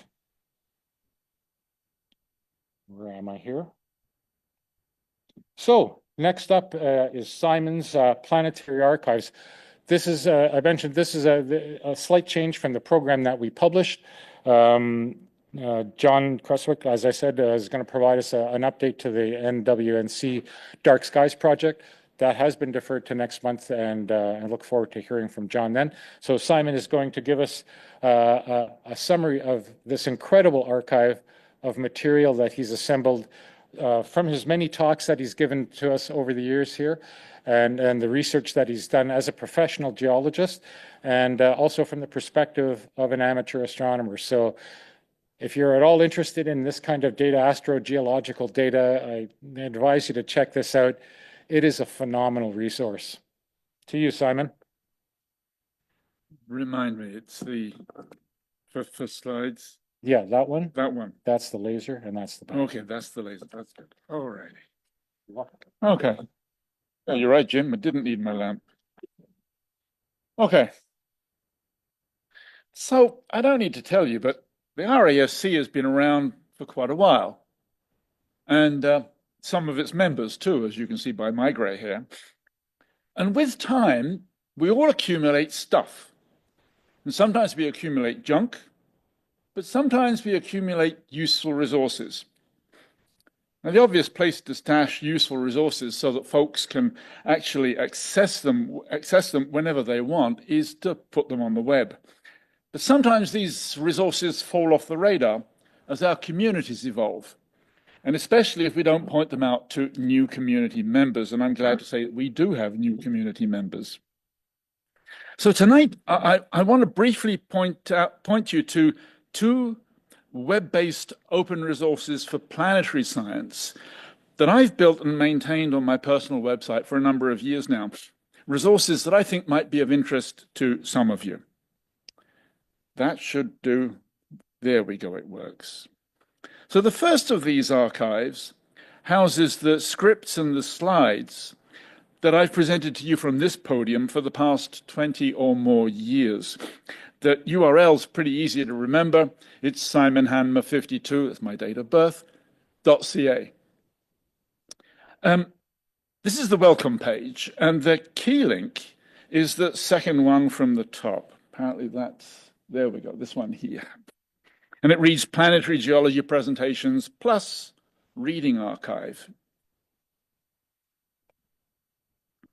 And clicking on that link takes you to this page, which is where you'll find two more links. The first one, which is the yellow box at the top there, contains the link to the 63 RASC Ottawa presentations that I've made during the period 2001 to 2024. That's this link right here.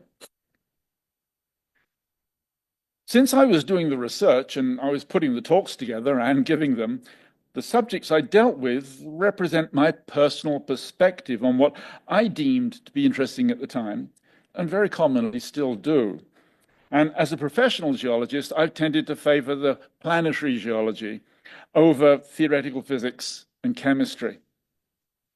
The second link, which is in the red box, can barely see the red. There we go, the red box, this link over here. That contains a link to download an Excel format file that I'll show you at the end of this talk. Now, while we're here, note that the red box also contains the date of the latest version of that file, so that if you've already downloaded it, you know whether you're up to date or not. So if you now click on this red presentations link here, then that will take you to here. And this is a list of the titles of my RASC planetary geology presentations, principally, but not entirely, grouped by planetary body.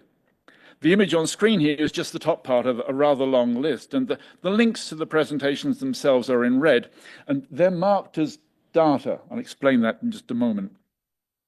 And they will take you to the sets of slides of any given talk. Now, accompanying each slide, there'll be the text of my original oral presentation. And this means that you can read and think about each presentation at your own pace, rather than following the way that I might have presented it. Why did I use the word data there for the links?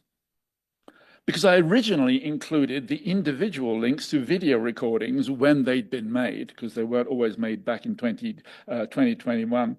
And they were housed on the RASC Ottawa website when they were available.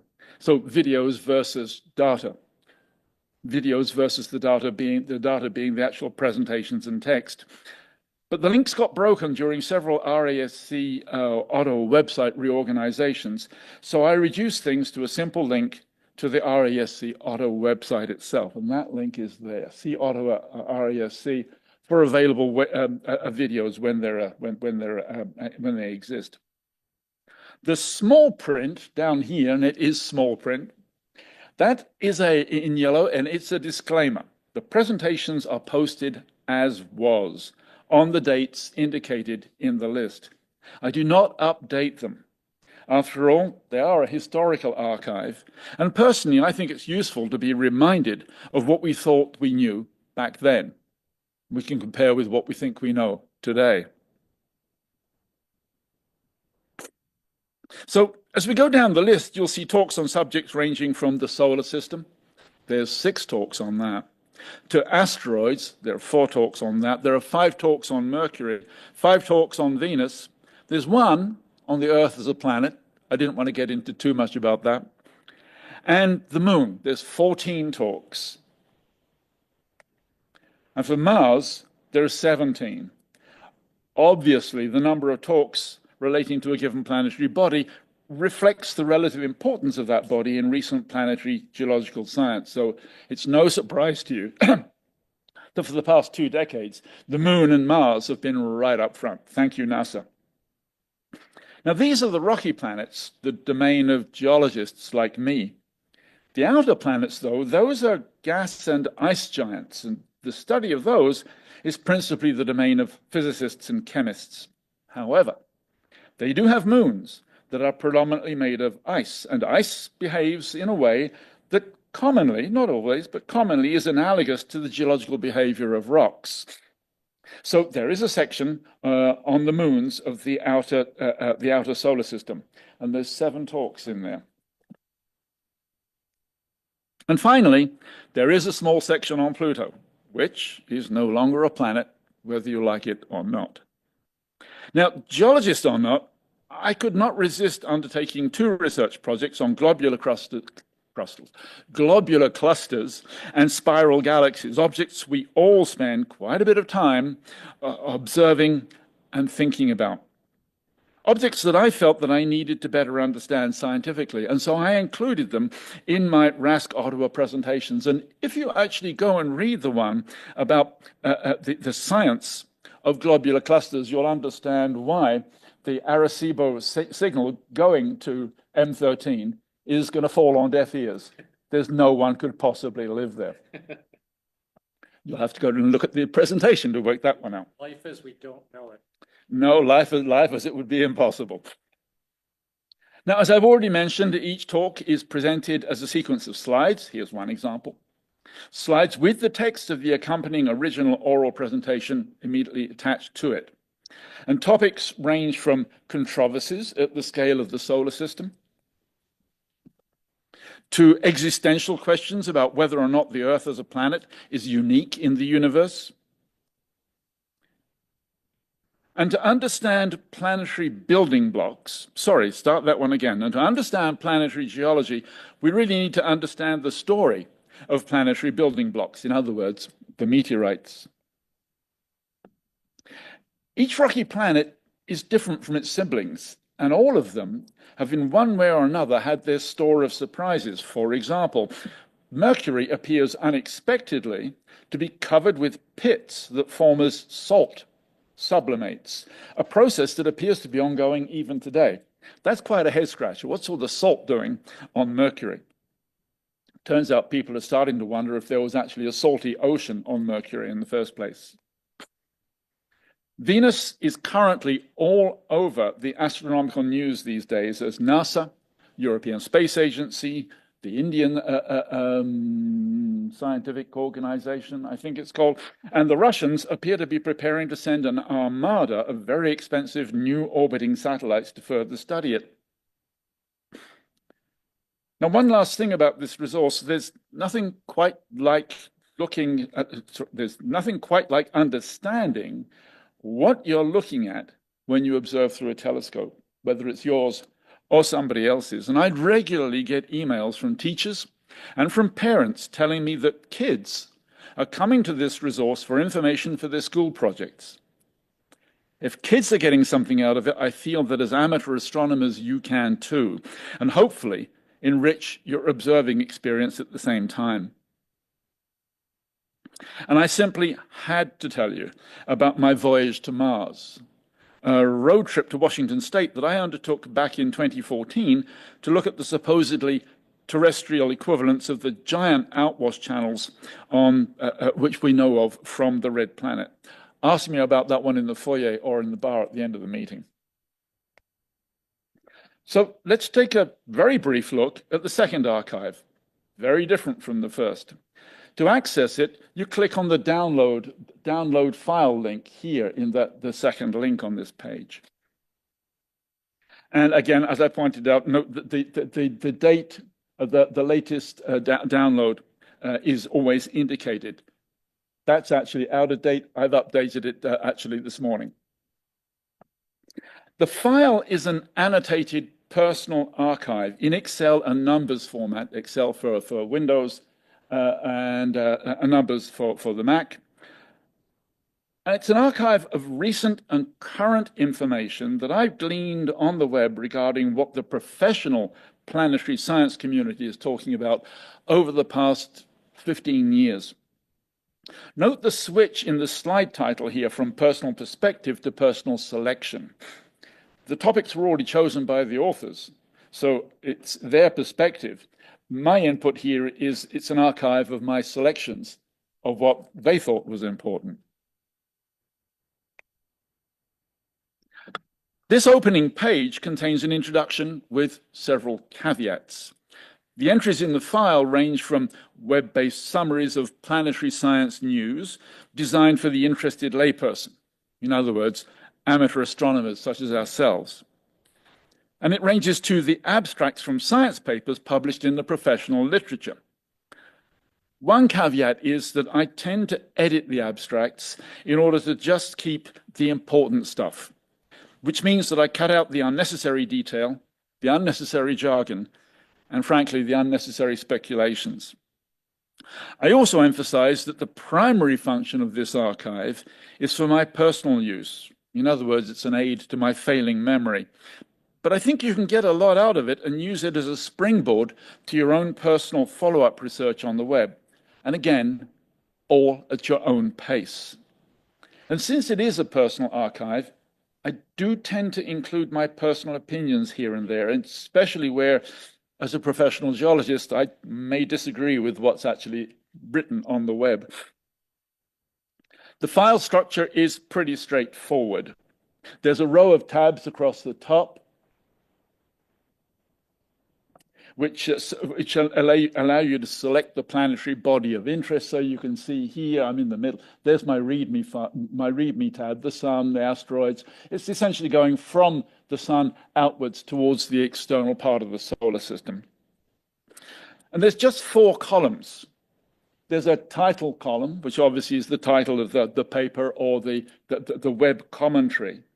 There's a clickable URL link, and that's a link to the source or the multiple sources related to the same topic. And then here's the main text there. That'll be a summary of the content with an indication of when the source was first web available. And that'll always come at the end here. So November 2022, November 2024. Not necessarily in chronological order. It depends. I might have actually come to it later on. And then here in the final column is a date of when I entered the information into the file. So sometimes I was playing catch up with older data, which means that although you're coming to the most recent entry, it may contain older historical data. Now, if you have any experience with Excel format files, you'll know that you can search and even sort the data, which is great. The file is not locked, so you can mess with it all you want. If you mess it up too much, you can always download it again from my website and start all over again. So there you have it. Both of these resources are and will continue to be updated regularly. Personally, for me, they're linked in as much as I use the Excel file as my personal go-to source of inspiration, information, and images. It helps me remember what it is that I've actually read and felt was important and interesting. But it's a source of inspiration for my RASC talks that I then log into the presentations resource. Make what you will of it or not. Choice is yours. And as always, thank you for listening.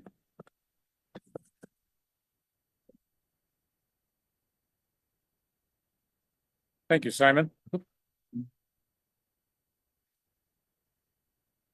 That's quite an extensive resource. I could spend all my time forgetting about observing and just reading.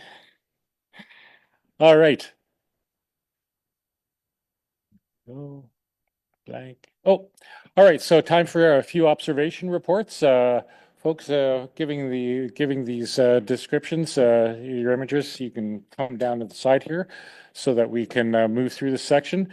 This is the order of the speakers that will be talking to you. First up is Paul Osmond. There you go. Thank you. So I guess next slide, I guess. Yep. There we go.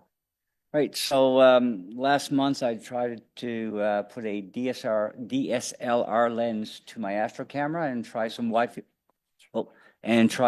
field. And this area of the sky here is between Orion, Taurus, and Gemini. So the lens I used was the Rokinon 135. It was stopped down to f4. And my Astro camera has an APS-C size sensor. It's the IMX, 571 sensor. It has the 3.76 micron pixel size in it. So that gives me a field of view with this lens to be 9.56 by 6.39 degrees. And the image scale is 5.7 arcseconds per pixel. And I managed to get about 9 hours and change of integration time on this area of the sky. So this is the orientation. So north, let me see if I got the laser. North goes to the left, east is down here, west goes up, and of course south goes the other way to the right. So this means Orion is down here, Taurus is in this general area, and Gemini kind of goes in this direction. Next. So the image, I managed to plate solve it, and I did that in Surreal. And so when you do that, you can annotate your image, and it gives you what kind of objects are in your deep or in your sky field of view there. So as you can see, there is a lot going on here. So the big ticket items, of course, whoops, wrong button, sorry. Whoops, try that, go back one more, yep. The big ticket items would be, these objects here, which would be the Monkey Head Nebula. This would be the jellyfish. And there's M35, which is an open cluster. I think it's called the shoe buckle cluster. So again, there is a lot going on here. You can see there's some stars from Gemini, in fact, mostly. And there's a Taurus star here. And you can see there's some Orion stars and stuff. Also, there's a bunch of little nebulas hanging around here. There's one there. There's a bunch over here. There's a small cluster down here. Yeah, so we'll get into this in a little more detail. Next. So this is zoomed in on the jellyfish. So that is a supernova remnant. It's a type 2, which is a one of those ones where the star rapidly collapses, hits the maximum it can go, and then rebounds and then blows everything off. So it creates a shell of, all the material, which is probably mostly hydrogen in this case. Oh, I should mention, this is the image was a dual narrowband image, so it's an HA03 image as well. So what you're seeing here is part of the jellyfish, and it's mainly hydrogen. What you're seeing, there's not a lot of blue in this image. The blue is where you get the oxygen. Yeah, so it's about 5,000 light years from Earth, and they estimate about 30,000 years old. But apparently, if you look at Wikipedia, that can go back and forth between 3,000 years and up to 50,000 years old. So they're still trying to figure that out, I think. Yeah, so it's about 50 arc minutes across. So the full moon is 28 arc minutes. So this is a little, about a moon and a half in size. In this image, there are two bright stars, that one there and that one there. This is Eta Gemini, and this is Mu Gemini. Also, this one up here is known as Propus, and this one here is known as Tejet. I hope I'm pronouncing that correctly. And both stars are in a binary system. They are variable stars. And Propus, it goes from 3.1 to 3.7 magnitude. And Tejet is about 2.75 to 3.02. They're fairly close to Earth here. They're Propus is 280 light years. Tejet is 230 light years. Before I go to the next slide, I'd like to point out there is a mistake in this slide. IC 444 here, that's not in the right place. That actually should be around this cluster of stars right here. And I'm not sure why the plate solver put it down here. But these two stars here are not what's causing all this gas to glow here. I fully expect it's this hot cluster of stars right here that's interacting with the jellyfish and causing some of these other gases to glow down here. Yeah, you'll see also too, there's LDN 1568. Those are LDN is the Lynn Dark Nebula catalog. So these are dark dust lanes that you'll see running through the gases there. So, but with a dual narrowband image, a lot of those gases, or not gases, but dust lanes don't really show up well. You need kind of a broadband filter, like we talked about earlier, the UV IR cut and stuff like that, that lets more of that full broadband spectrum through. You get to see the dust a little better. So next slide. So this is a close-up of the Monkey's Hid Nebula. So here, this is a good example where you can see a bit of blue here. So there is O3 coming through. And the orangey goldy color here is where the hydrogen is. The actual gas cloud itself is known as Sharpless 252. And it's the cluster in the center here that's known as NGC 2175. And of course, there's a few other little subclusters hanging around.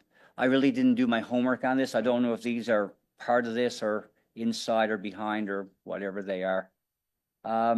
Yeah, so again, we have, it's an open cluster, and it's 6,350 light years from Earth. It shines about magnitude 6.8 and is about 18 arc minutes across. So it's a little bit smaller than the full moon. All right, next one.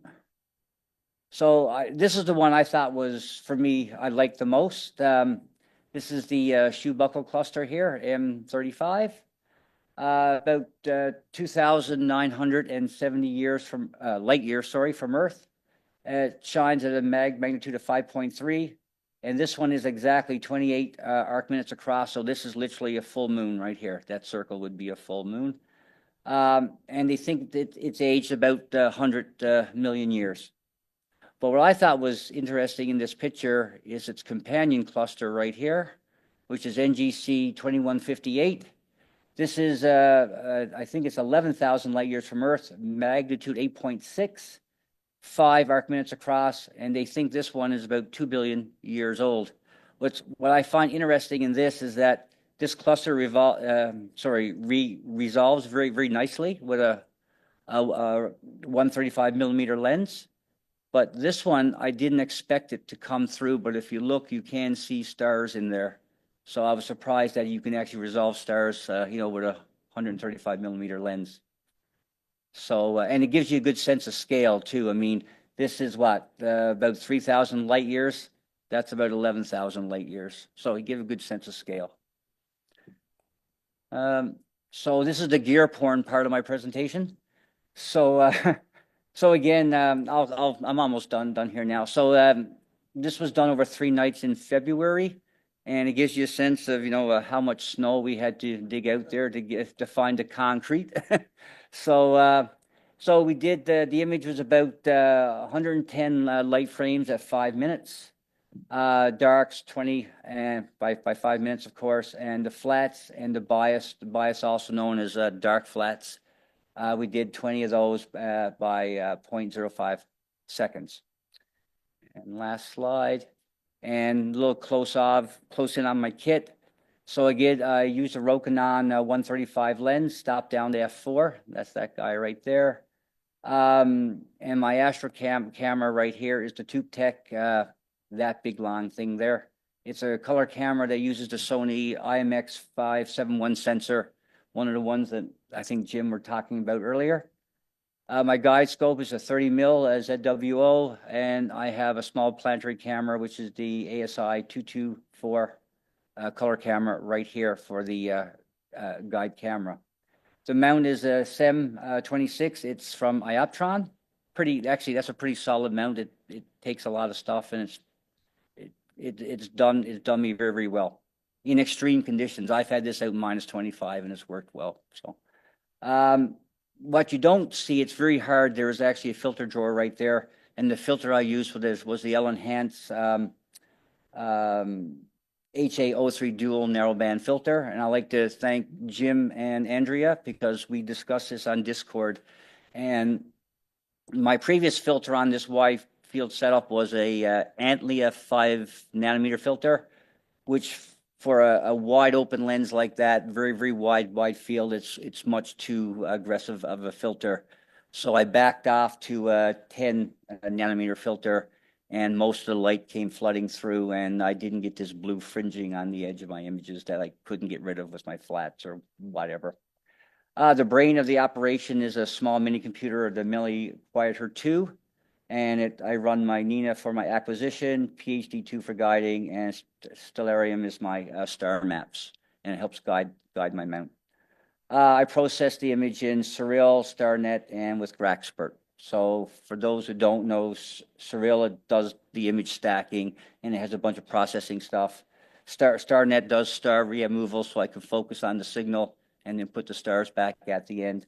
And Graxpert does some denoising, background extraction, gets rid of light pollution, that kind of stuff.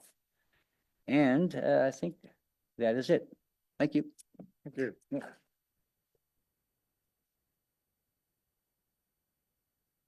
Next up, Jim. So this is back Yes, and that's forward. and that's the laser. Yes, forward. Excellent. So one of our challenge objects for the month, NGC 2282, is an isolated molecular cloud in the constellation Monoceros, and it contains a wide variety of objects within it, such as a reflection nebula, a young star cluster, and a star-forming H2 region, which the Antilia quad band filter is picking up pretty well. Unfortunately, the transparency and the seeing was below average on that night. Now, I've never imaged this deep sky object before, and I wasn't really sure that I located it. So what I did was I looked it up on the net just to make sure that I had it correct. And actually, Chris, if you could move that down a bit. Yeah, thank you. So that's what it looks like, top right. And what I did was I took a screenshot of my image from close up. And as you could see, some of the hydrogen emission very visible there. So at moderate brightness, this nebula is best taken under a dark sky. So to bring out its nebulosity, color, and vibrancy, I used Topaz Studio 2 and Affinity Photo 2.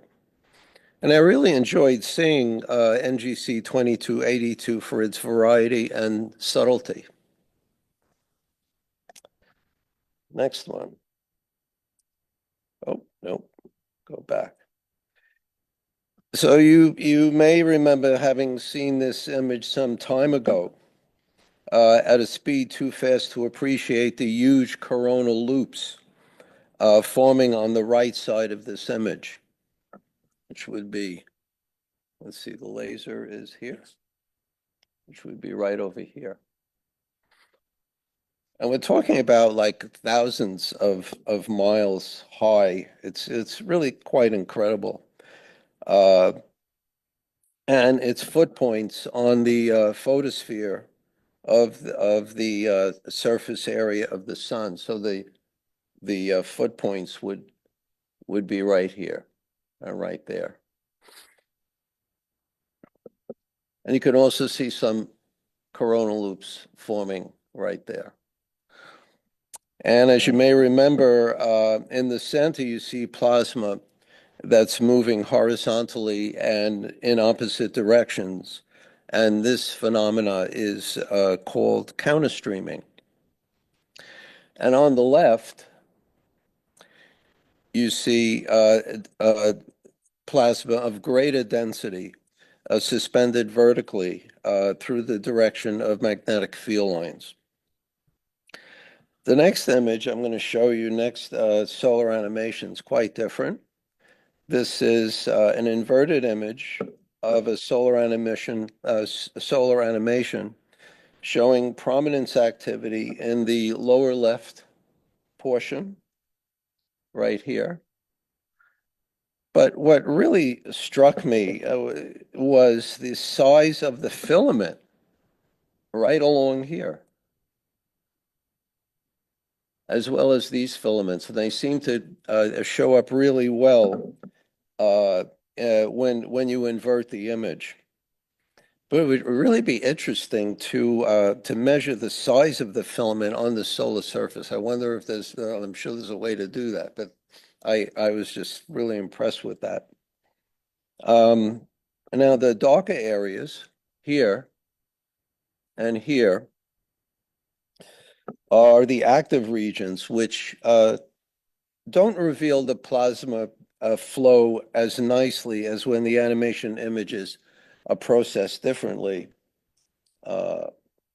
like so. So here you can see the plasma erupting in different parts. And you could also see some movement over here. And this is this is a filament right there. And anyway, it's the same. It's the same animation as that, only it's processed differently. Anyway, well, thank you very much. You're welcome. Thank you very much. All right. Bob Olson, welcome back to the land of the freezing. Okay, which one's advances it? So that's That's the advance. Okay, gotcha. So Simon, you were born in 52. Same year, Jenny. She wants you to know you're not freaking old. Okay, M34. It's a large bright cluster in Perseus. It's about 1,500 light years away and has about 400 stars. It's about 200 million years old, and you can just barely see it with the naked eye under dark skies. Which way? This way. Yeah, this is NGC 772. It's a large spiral galaxy about 160 million light years distance. It's in the constellation of Aries. It's about 200,000 light years in diameter. This makes it bigger than the Milky Way. The tidal forces from the small dwarf galaxies in the neighborhood are affecting NGC and are probably responsible for its weird shape. It's weird enough to get into the ARP's Atlas of Peculiar Galaxies as ARP 78.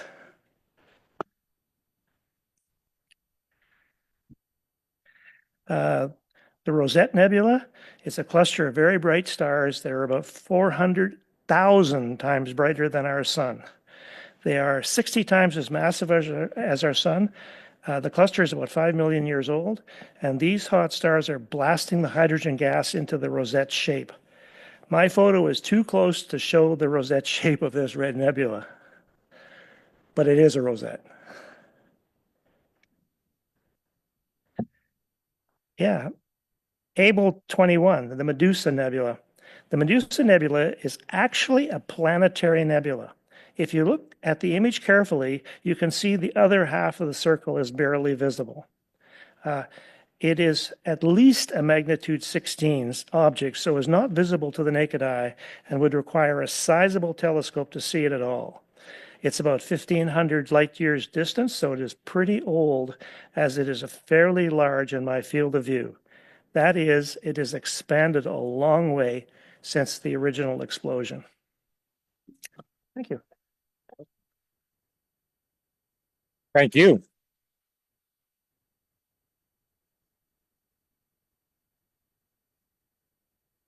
I only have one image to show you. This is, I hadn't a chance to image the rosette, but so I thought I'd show you this, which is something I did a number of years ago for an exhibit of space art and at the Cube Gallery in Ottawa. It was an interesting exhibit there, and one of the images I displayed there. So this is where, again, talk about artistic license with imaging and filters and things. What I did is I combined an image of the rosette. As Bob mentioned, those stars are really massive, the stars in the center of the rosette there. So I exaggerated those stars and the other bright ones around it. And this would be the view from a planet that was substantially closer to the rosette than we are. We're at 5,000 light years. This is a hypothetical view from a planet maybe 200 light years away. Of course, you wouldn't see it like that, but again, artistic license. The foreground is something I assembled from images that I took in Greece, Egypt, and down in the Bryce Canyon, southwest United States to get the alien structure there. So that's the only one I have for you there. All right. Thank you. It was a fun project to do. I like playing with space art. All right, Richard Taylor, the last of our observers. Thank you. Okay, so the challenge object, challenge constellation last month was Monoceros, the unicorn. It's a very faint constellation, but this shows that, yes, it is possible to get a picture of it from Ottawa. This is from my driveway here in Carlington. And it's really not very noticeable as a constellation. You can definitely see Orion over my house here. I'm having trouble seeing the three belt stars, the sword here, Betelgeuse is up here. Procyon in Canis Minor is also very, very prominent from the city. And Monoceros is somewhere in here. So in the next picture, I've actually marked it, and I wasn't very happy with the stellarium map that I showed last month. So I found one on Sky and Telescope that makes it actually look a bit more like a unicorn. But as you see, the stars themselves are quite faint. One of the brightest stars is sort of in the middle here. It's actually a double star, which you could definitely spot with binoculars. But other than that, the stars of this constellation don't really stand out too much.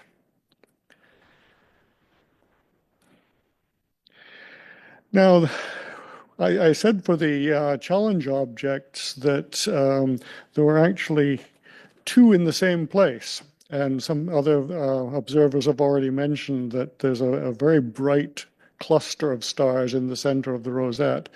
This is cataloged as Caldwell 50 or NGC 2244.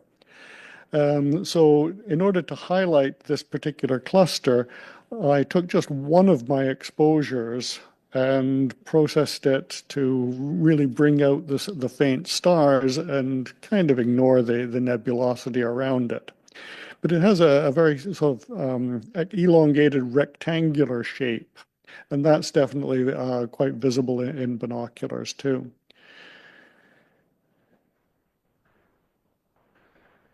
But then if you take a lot of long exposures, these are 3-minute exposures, and this is a stack of 20 3-minute exposures that I took on 2 separate nights.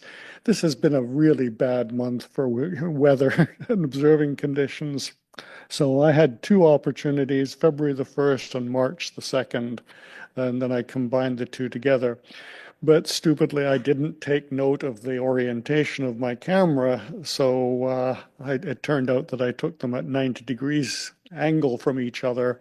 So the overlapping portion was just this square area, which fortunately did capture most of the rosette. And as you see, it's got a lot of very interesting dark lanes in it here and down here and so on. So it's quite a fascinating nebula to examine in a lot of detail. Now, this is taken from my Ottawa backyard. I think I could probably do better if I was out at FLO, but I'll wait for slightly warmer weather first.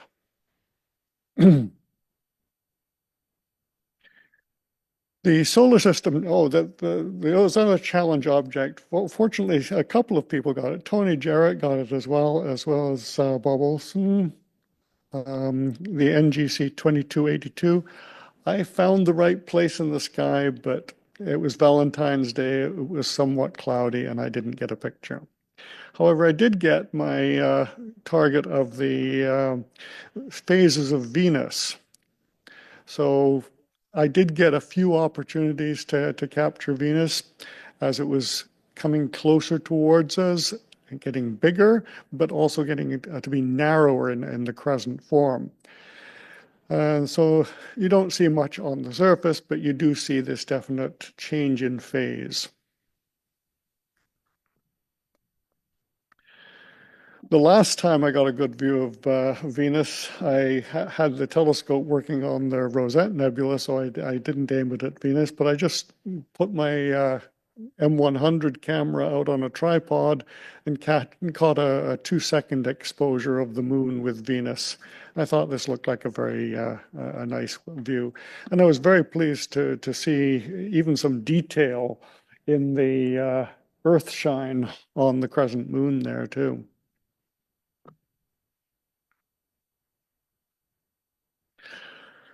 So those were the challenge objects for last month, the constellation Monoceros, the open cluster Caldwell 50 at the center of the Rosette Nebula, that tiny, very faint nebula, NGC 2282. I still want to try that one again, and the phases of Venus. For March, oh, sorry, I did mention a few people who did manage to catch these ones. You should take a look on the Discord server because just in the last couple of days, there have been a couple of new posts of the challenge objects there. So for the coming month, another very faint constellation is the faintest of the zodiac constellations, Cancer the Crab. It's between 2 much more identifiable constellations, but last year we had Gemini as our constellation challenge. Leo is coming up in the east, but in between there's this big area of open sky with some very faint stars that make up the constellation of Cancer. However, challenge object number 2 is right in the middle of Cancer, and it's one of the most prominent open clusters in the sky, the Beehive cluster. If you're in a dark area, you can definitely see it with your naked eye. It was well known to the ancients, but with binoculars, it's absolutely wonderful. It's a gorgeous little cluster. For the level 3 challenge, a bit smaller cluster, the Golden Eye cluster, also cataloged as Messier 67. And it's called the Golden Eye cluster because right in or beside that cluster, there's a very golden star. And then for the level 4 challenge, right down at the limit of the constellation Cancer, actually closer to the head of Hydra, I believe it is. Yes, Hydra is the constellation to the south down here. There's a very interesting little galaxy. It's not too hard to spot because it is fairly bright, but it's what's called a flocculent spiral galaxy. It has some very curdled looking spiral arms. So that'll be quite a challenge to get some pictures of that one. So those are the challenges for this next month. And the solar system challenge, of course, is will we get an opportunity to see this lunar eclipse? It's in the very early morning on Friday, the 14th of March. And I don't know, will the clouds cooperate? We haven't had good record in the past on these things. So see what you can get for next month. Thank you. Thank you, Richard. All right. Just a few announcements before we wrap things up here. Just a reminder that on March 22nd, it's the 60th Earth Hour. If you're not familiar with that, this is a thing that's been going on for quite a number of years, where you are asked to do something nice for our planet. Our planet is hurting. Mother Nature's a little bit ticked with us. And so we do things like turn off the lights to save energy and just anything that you think would help the planet out. It's interesting to read some of the stuff on their website there, so check it out if you want.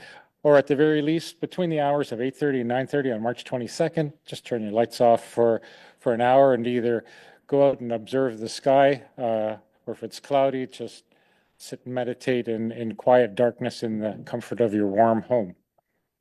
All right. Estelle, is Estelle with us tonight? Oh, I can't see. I haven't got my infrared vision. Estelle is our Stanmont lone librarian, and her pick of the month is The Modern Moon by Charles Wood. For those of you longtime observers, Charles Wood was one of the gentlemen instrumental in the long-running website Lunar Photo of the Day. All right. Reminder that we have our Fred Lawson Observatory open to members there with the nice collection of instruments that we have. And yeah, geez, you know, that green grass and stuff like that really welcoming to me. Oh, well, soon, I promise. All right. We have star parties. Obviously, our next one is March 29th. That is also the day, if I think I got the dates right, of the solar eclipse. The party is obviously at night, and the solar eclipse is early in the morning. So it could be a long day if it's a clear day, but hey, it's March. We'll be into spring officially, and it'll be warmer. I promise. All right, just general club information. Our FLO director is Rich Scholes. I also mentioned Estelle for our library and Peter Shute for our loan library. If you have membership questions for the RASC or about the RASC, please contact Art Fraser. Tonight we had, we had 54 members here, 42 on Zoom for a total of 96. And I want to thank all the members shown here for the time and the effort they spent putting together their work and showing it to us. If you have any comments for presentations or just general questions about our meeting, please feel free to send me an email at meetingchair@ottawa.rasc.ca. We have our post-meeting meeting at Liam McGuire's for those of you who are interested. It's at the corner of 1705 Saint Laurent Boulevard at the intersection with Innes. And we usually get a dozen or so folks that go out and talk more astronomy. So our next meeting is on Friday, April the 4th. Same time, same place. And we hope to see you there. And that pretty much wraps up the meeting, except I have one other item I want to leave you with as food for thought.